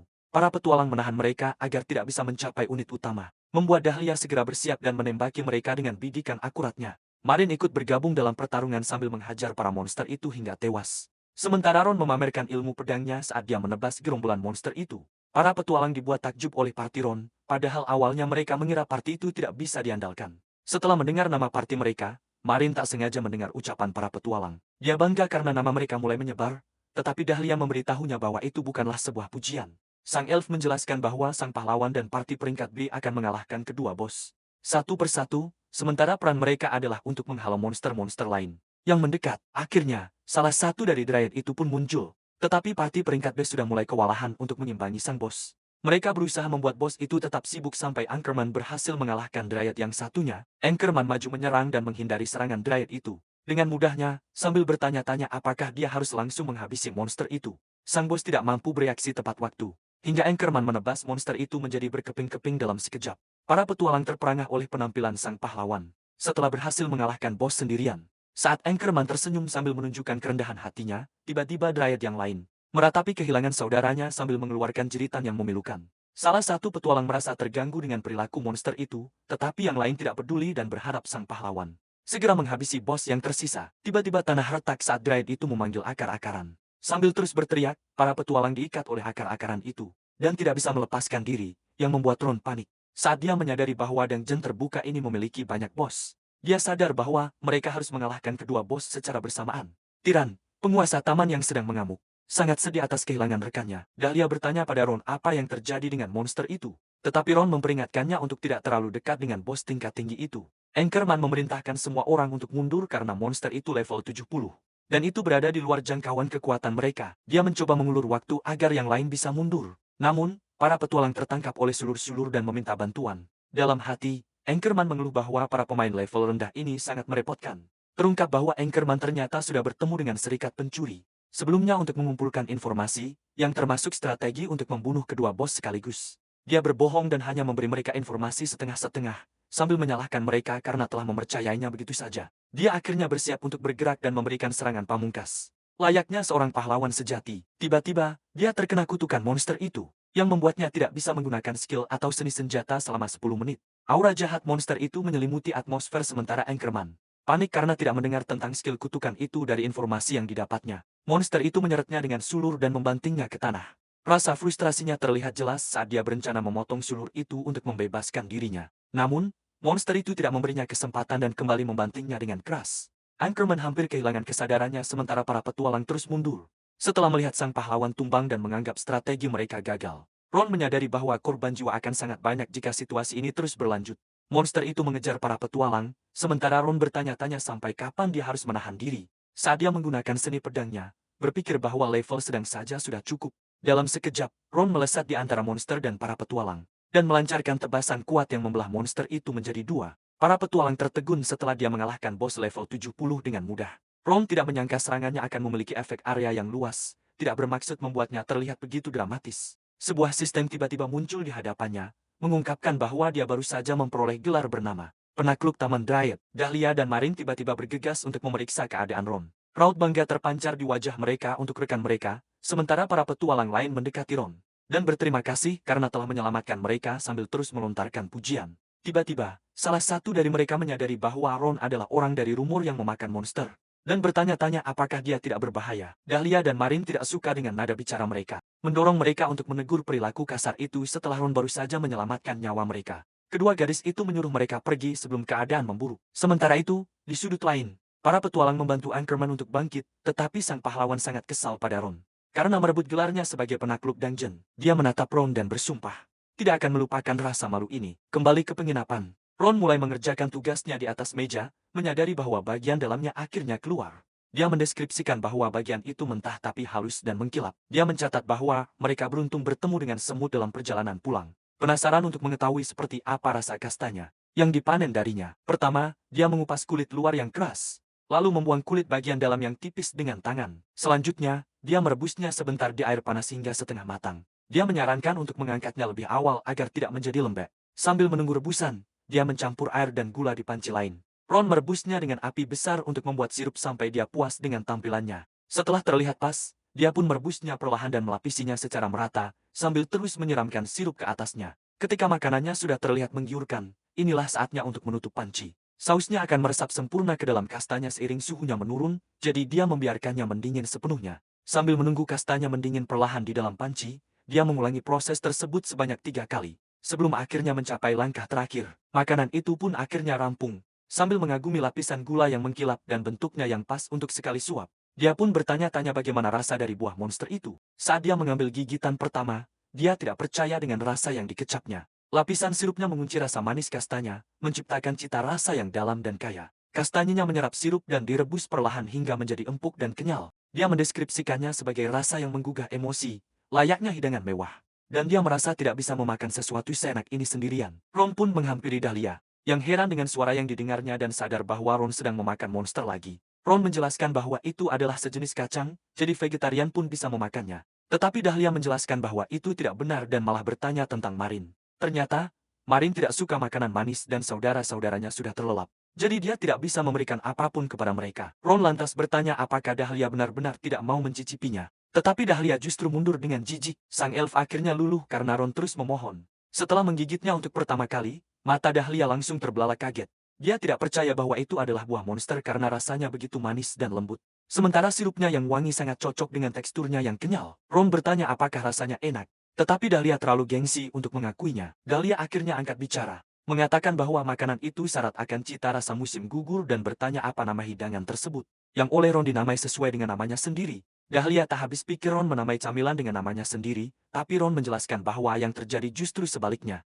Lalu Ron menunjukkan bahwa sang elf ternyata suka makanan manis. Dahlia kemudian menjelaskan bahwa tuannya mengajarinya untuk menekan nafsu makan, tetapi dia tidak memungkiri kalau dirinya penyuka makanan manis. Ron menggambarkan tuannya sebagai orang yang keras, tetapi Dahlia menjelaskan bahwa tuannya hanyalah orang yang serius. Dahlia mengungkapkan bahwa tuannya itu masih menjabat sebagai kapten penjaga di hutan kampung halamannya, dan mengungkapkan bahwa nama wanita itu adalah Rose. Tiba-tiba, Ron menggenggam tangan Dahlia dan mulai mendeskripsikannya sebagai gadis berambut merah muda, seorang pengguna tombak dengan atribut air. Sementara Dahlia terkejut karena Ron mengetahui semua itu. Ron langsung meminta Dahlia untuk pergi ke kampung halamannya besok, menyiratkan bahwa dia mengenal guru Dahlia. Keesokan harinya, Rose sangat terkejut saat melihat Ron. Dia mengenali perawakan dan suaranya, tetapi bertanya-tanya, mengapa dia tidak terlihat seperti orang tua setelah 100 tahun berlalu.